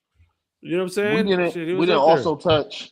I mean, I don't know y'all want to touch on it, but I hope Diggs don't get suspended. Yeah. Okay. But what the fuck is wrong with this dude, man? You strangled her and all that extra shit. Allegedly, gotta be alleged because we don't have enough details yet. Hey, that's what the Diggs do, man. She started releasing all those text messages. I said, okay, well, it's obvious you're hitting it, right? Yeah, and now she's a female, she's emotional. And I'm like, dude, first of all, when the situation come up like that, and I'm not a player and I have money, bro, just pay the problem to go away. She want her she want that little bit of money. She ain't asked for no $100,000. She ain't asked for no $1 million. Bro, pay the problem to go away. Especially if you know you're wrong. Especially if you know you've been doing stuff. You don't want that to come out. You just don't want to make the problem worse. Yeah. Don't compound it and make it worse. Now you went in there, allegedly strangled the broad or whatever the hell you did. Whatever the case may be. You talking crazy to her on text. Yeah. And all this is just like, come on, man. Listen, first of all, I'm gonna say got this, a lot man. going on. A lot. I think he got like what, 5 women pregnant at the moment or something. Hey, fuck that. That don't even mean nothing. This is. Let me tell you something. Man. Mr. Diggs, if you're watching, if you're listening, if this happens to get back to you, you gotta have better dick control. Okay. Yeah. You gotta listen. Don't even hire a woman as your private chef. Don't stop doing that. I haven't seen a picture of her. Did she got a fat ass? She was bad. She got a fat ass too. I thought she was a trainer. Bro. Listen. That's the problem right there. That's the problem right there. You can't hire people that have a fat ass to work for you. And to be in the house, and she's probably staying in your house, being the private chef. One thing about Diggs, man. Diggs don't keep no other chick, man. Diggs he been knocking down some A quality. Hey, knocking them down, boy. Hey, I be seeing all these girls coming up pregnant, and I'm like, I said, this nigga should. You know what I mean? Hey, you definitely got to keep it in. This is Monday Night Raw. You got to go raw. You definitely got to go raw. You know what I'm saying? Now, He got that incentive. I said he needed that money. He went over 1,000 yards. I think he might got like a mill or some shit. Or 750, whatever the fuck he got. He needed that money. I was sitting there. I seen Offset send a tweet, and it said, "Man, you left me for cheating, and then you got with him, and now you got a football team." And I'm like, yeah. Let me tell you something, man. Everybody knew, okay, when she left Offset and went to Diggs, you just picked the same guy. Well, worse, 2 times. You picked the same guy. I think Diggs might be worse. But more embarrassing though. Yeah, like listen. Offset cheating, he doing his thing, cool. Diggs bringing home babies, plural. Hey, see, here's the thing. Offset, he kind of still like a regular dude. You know what I mean? Like, I think he cheats and comes home. Yeah.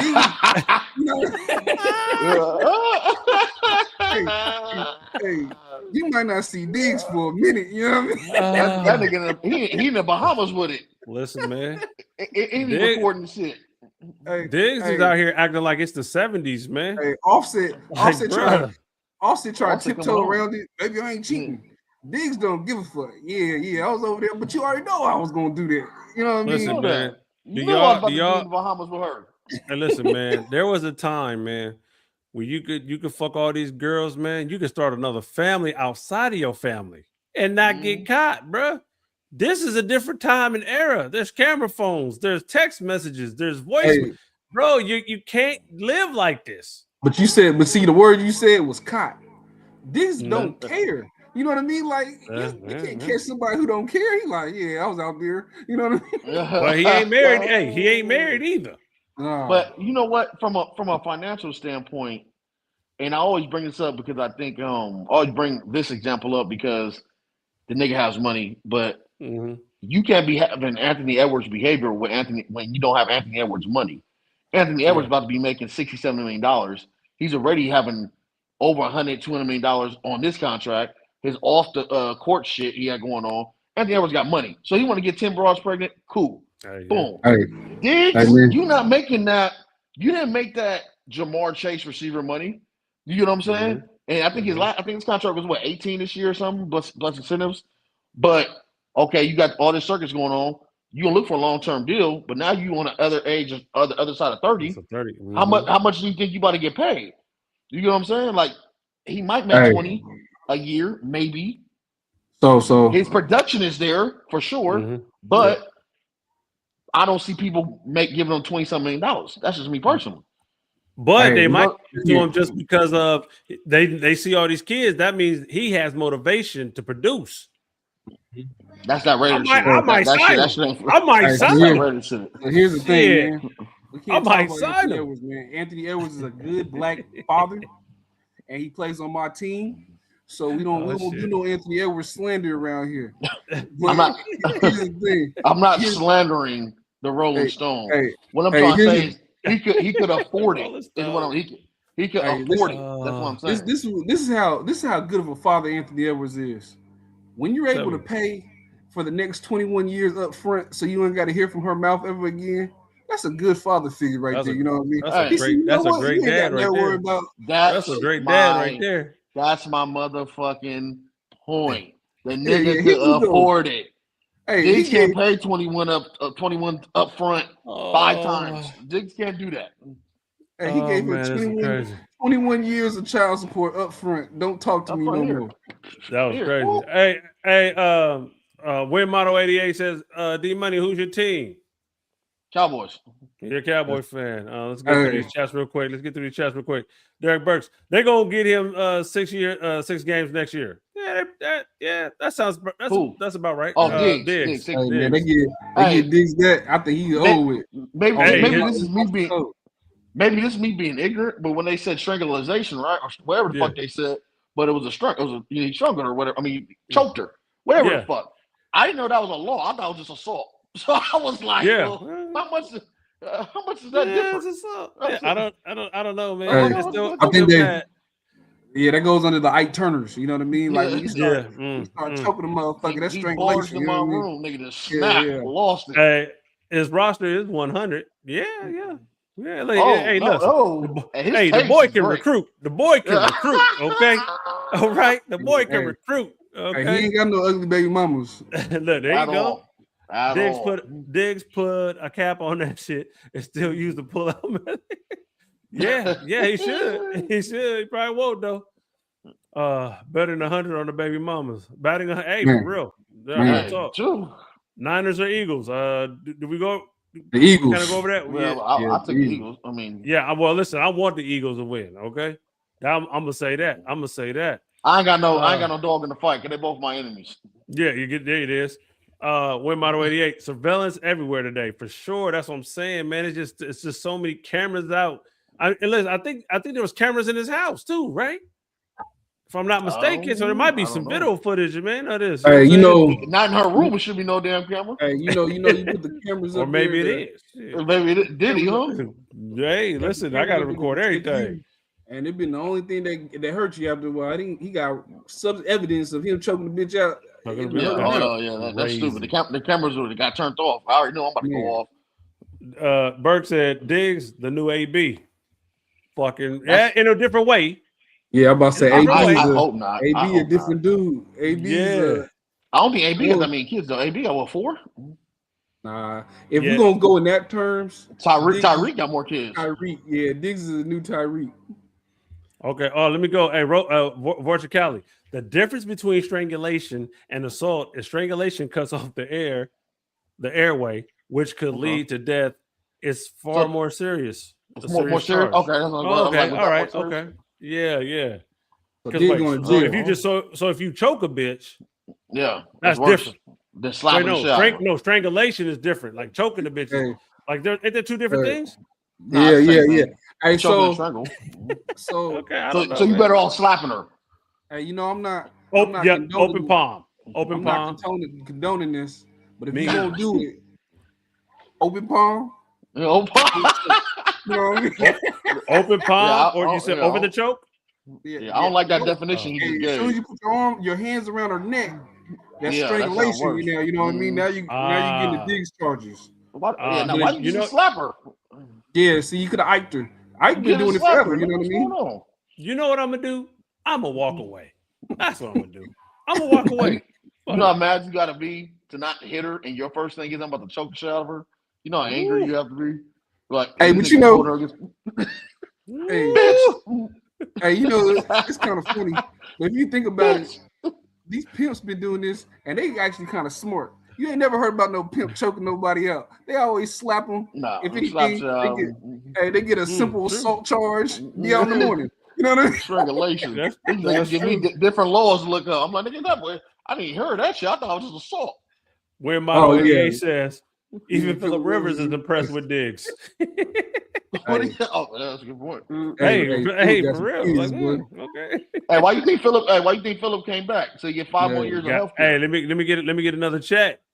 Hey, Phillip, 5 more years of health care, because I think you only get 5 years after you retire. Since you came back, the 5 years start over. That's you know what I'm saying? That's probably Phil's got a lot of kids when you got to come back to play football as a retiree. Like, you got too many kids at that point. Yeah, we running low. He's still 78 overall, man. Yeah, he was. Hey, not bad. Just what's that arm strength? 82. Yeah, Grown power 82. You know what? I can't play with you with 82. I'm very upset because nobody brought this up, so I'm a little upset. All right, go ahead. And I was promised my own segment, so I'm trying to make this short because I know Chris only wants to get the fuck out. But I'm just a little upset. I'm just go ahead, talk your shit. I'm upset at I'm not upset. I'm glad we put Trayvon Diggs on waivers. Mm-hmm. He's not worth the trouble. He hasn't been good since 2021, and I'm over him and his girlfriend. I'm over him and his girlfriend Micah. Both of them are just fucking emotional, very fucking annoying. I don't know why Micah keeps speaking on us every fucking day, every other day on X, just talking about us, bro. We're not worried about you, and you continue to talk about us. You continue to take shots at Jerry. You're just annoying. And then you think Trayvon Diggs is about to get back to where the fuck he was. Trayvon Diggs is not a good corner, dude. He's over. It's been done. He had that 1 year, which I still didn't like him, but he had that 1 year, he had 11 picks. He's a gambler. And guess what? He got more than he more than he did. More than he got. I'm a little upset, so my words are a little flustered. But anyway. Talk your shit, man. This your segment, man. Talk your shit. So I'm glad we got off Micah because we finished last year with him, right? And he won $50 million. We finished last this year and we didn't have him. So we get to say $50 fucking million. So good for you. And guess what, Micah? You're still fucking hurt. You're still hurt. So what Jerry said was not wrong. Nigga, you always are hurt. What's the best availability? Is to be available. You're not available. You're not available like that. But cool. Michael, whatever. You want to stick up for your friend? That's fine. But when you hear the reports that him and Diggs was off to the sideline, the whole team stretching, they on the sideline stretching, doing their own thing. They like, oh, Diggs checked out once Micah got traded. Well, first of all, you ain't been checked in for about 3 years, first and foremost. But I just don't understand the whole, if you get, oh, coach, can I stay? No, you can't stay. And we flew up here as a team. We flying back as a team. Shotty, our head coach, was flying to Wyoming. He didn't leave D.C. and go to Wyoming. He flew back to Dallas. They said that's just the rule. That's the team rule. It is what it is. So you want to miss the fucking plane. You say you're with your family opening gifts, and then it comes out on the internet. You was at a Shy Glizzy concert. First of all, as a grown-ass man, what the fuck is you lying for? You don't think they got investigators and all that? But your boy Shy Glizzy posted a picture of you and him with some gay-ass matching furs. And so what you lie for? As a grown man, and I don't have kids yet, but y'all two have kids, and maybe everyone watching in the chat got kids. If you tell your kid no and they still do it, then they lie about it. They're just saying, fuck you. When they say, you say, nah, bro, you can't do that. Oh, no, I'm still going to do it anyway. They're just saying, fuck you. Yep. So, no, Diggs is not worth the trouble. All of a sudden, you got a concussion, and then you don't say why you got a concussion, and then it comes out, I was mounting my TV. First of all, nigga, you're rich. You're not mounting shit. Second of all, that was some domestic shit because you and your brother got broad issues, and y'all got problems. The guy was a whole domestic shit. The broad hit you with something. That came out, too. Like, what are we talking about? Like, you're not worth the trouble, and then you're lying. What are you lying for? Be grown about it. I would have been like, you know what, coach? I respect that, but nigga, I'm going to this concert. We not going to playoffs. This is a stupid ass rule. I'll see you on Tuesday, coach. You was better off as a man saying that. But you didn't. Just like in the off season. You've been hurt the last 2-3 years. You refuse to fucking rehab in Dallas. You want to rehab in Miami. So when you get back to Dallas and it's time to go to training camp, you're not ready. Oh, okay. Because you're not doing what we're telling you to do. You're not prepared. You're not ready. So Jerry Jones never takes money from anybody. We had a beat writer. He's like, bro, I've been here since the 90s. I never seen Jerry take money from nobody like that. Jerry took $500,000 from you. Like, Diggs, you're just a nuisance. You're not worth the fucking trouble. Like, you're just a headache. And then you're upset because we trade Mike. Like, bro, this is all business, end of the day. We know this is business. It is what it is. Mm-hmm. And hindsight, I was glad Michael was gone. I wasn't a fan of Michael. I wasn't a fan of his podcast. I wasn't a fan of him always talking about other teams consistently. He had the Niners name in their mouth, and they beat our ass the last two out of 4 years.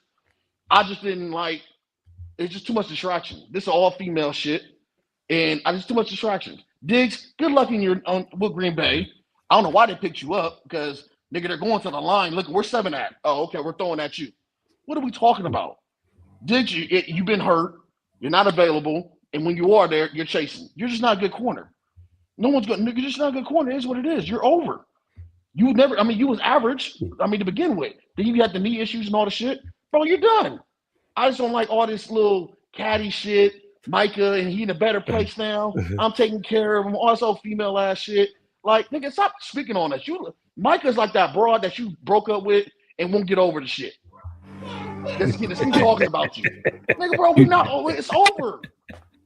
You done? Over. Let it go. It's fucking done. Ooh, my boy going crazy. Yes, sir. Hey, Chris. Yeah. So you know that feeling you have right now? Yeah. Okay, so I just want you to know, every time you have a rant with the Raiders, that's how we feel. I'm glad you were able to feel it. Yeah, there we go. Thank I appreciate that. There you go. Hey, but you know what? Let me tell you something. This is every week with him. Hey, let me tell you something. Let me tell you something. We probably had 12 people on here watching, right? We probably got 2 after that shit. Please. Niggas in tune with this. I care less. I had to address that. Hey, you had to let him get his shit off, man. Hey, I felt it too, because I'm like, I know how passionate I am about my squad. Hey, man, that was a hell of a rant. That was a hell of a rant. You went for about 5 minutes. Hey, Chris, when you start talking about a TV being mounted, I said, exactly. When the nigga got hurt, he got a concussion, talking he mounting the damn TV. No, you got hit with something. You got a domestic dispute. Oh, Fortune Kelly says Diggs ain't worth the trouble. He also says Green Bay picked him up out of desperation. True. And Win Model 88 says, I'm here for the rants, bro. That was a great rant. Bro. Oh, let me get the man. That was a great fucking rant, bro. Damn, man. I think I put that in when y'all was going over that film in week 5 for 15 minutes. Maybe our people there weren't watching this game. They went over film for like 20 minutes, and I was just sitting here like I couldn't believe I was in Twilight Zone because it was a Raider film. It was, I think Geno threw a pick in the end zone.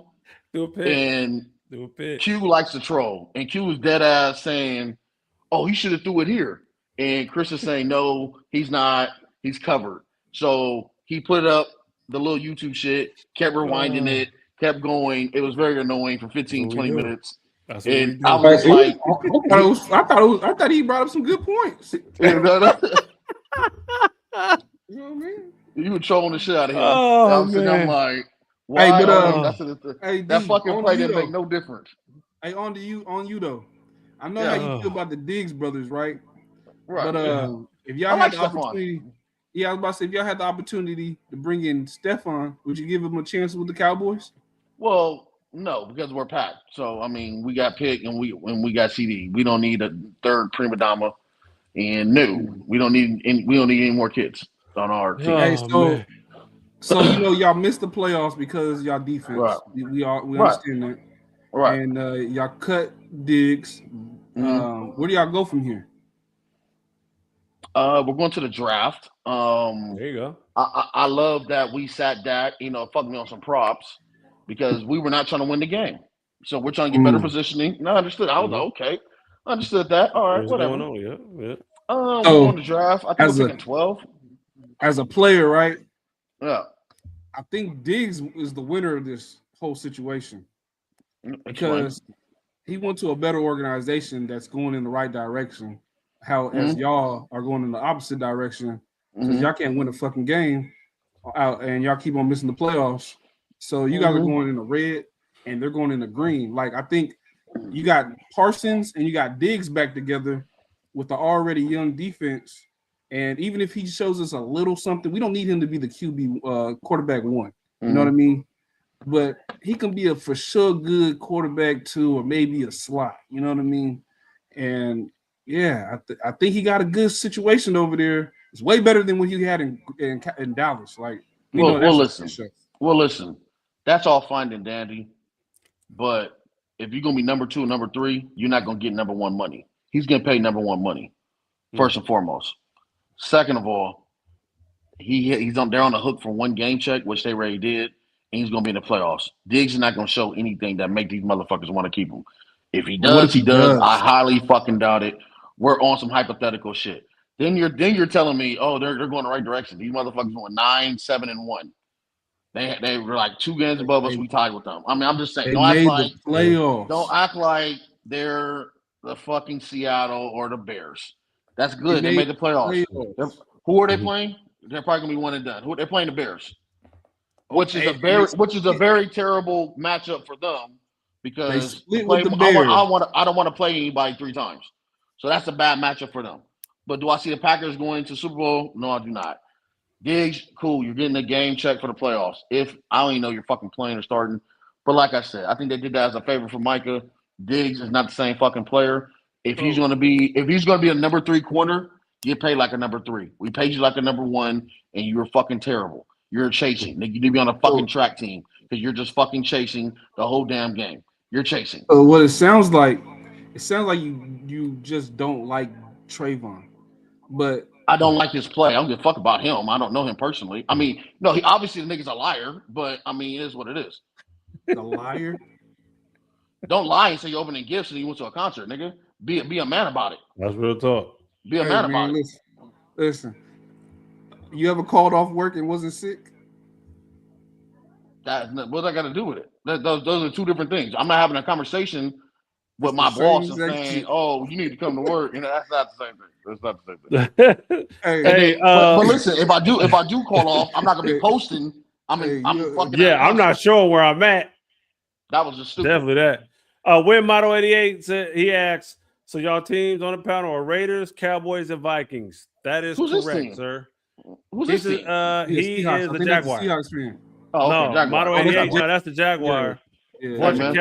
Vorta Cali is the Seahawks. Hey, Liam Cohen might win Coach of the Year. And should. Ben Johnson is going to win Coach of the Year. Let's see. It's out of those two. You know who should really win Coach of the Year? That goofy motherfucker out of New England. Oh, Vrabel. Hey, I forgot what he was coaching beforehand, but they really all on that one. No, before that. No, those Tennessee. Those only two teams. That was it. Who was the one that was with the Raiders and y'all let go for the Patriots? Oh, you talking about Mike McDaniels? Yeah, no, not Mike, but Josh. Josh Daniels. Yep, was these guys. Yep. Oh man, y'all are crazy, man. All right, man. I think that was it, man. I think we did it. Hold on, let me go through some of these chats real quick. Yeah, I don't think either. But those divisional matchups in the playoffs can be tricky sometimes. That's very true. For sure, when they build teams to beat division rivals. Yeah. That's hard. I mean, you see a motherfucker 3 times, it's like, damn. Yeah, no, that's tough. That's tough. You know what I'm saying? Like twice is enough. Hey, twice is enough. If Malik Willis plays, the Packers are going to win that game. All right, log off. Telling you. Hey, Malik. All right, y'all. Hey, check this out, man. That's been the show, man. Support the homie live Monday Night Raw. There's going to be some tweaks to the show. We might go to Sunday night, schedule changing. You know what I'm saying? So we'll see. We'll keep you guys updated. Just hit that like and subscribe, man. Hit that alert button too, man. Like, so anytime we go live, y'all can see us and just come and visit and have a chat with us, man. So yeah, man, like, subscribe, all of that, man. And as we say on Monday Night Raw, go Raw. You know what I mean? Hey, leave it in. Leave it in. Chris, you gotta start saying. You've been trying to get that to be the slogan for about 4 weeks now. Hey, I'm working on it. I'm gonna find that thing. Hey, instead of saying go Raw, just say do the Stefan. Man, do the Stefan. Do the Stefan. Okay. Or the Nick Cage. Right, man. Hey, you trying to get us out of here, man. We about to get us out of here. Do the SD. All right, y'all, man. We out, man. Peace, man. Have a good night. Have a good week, y'all. All right.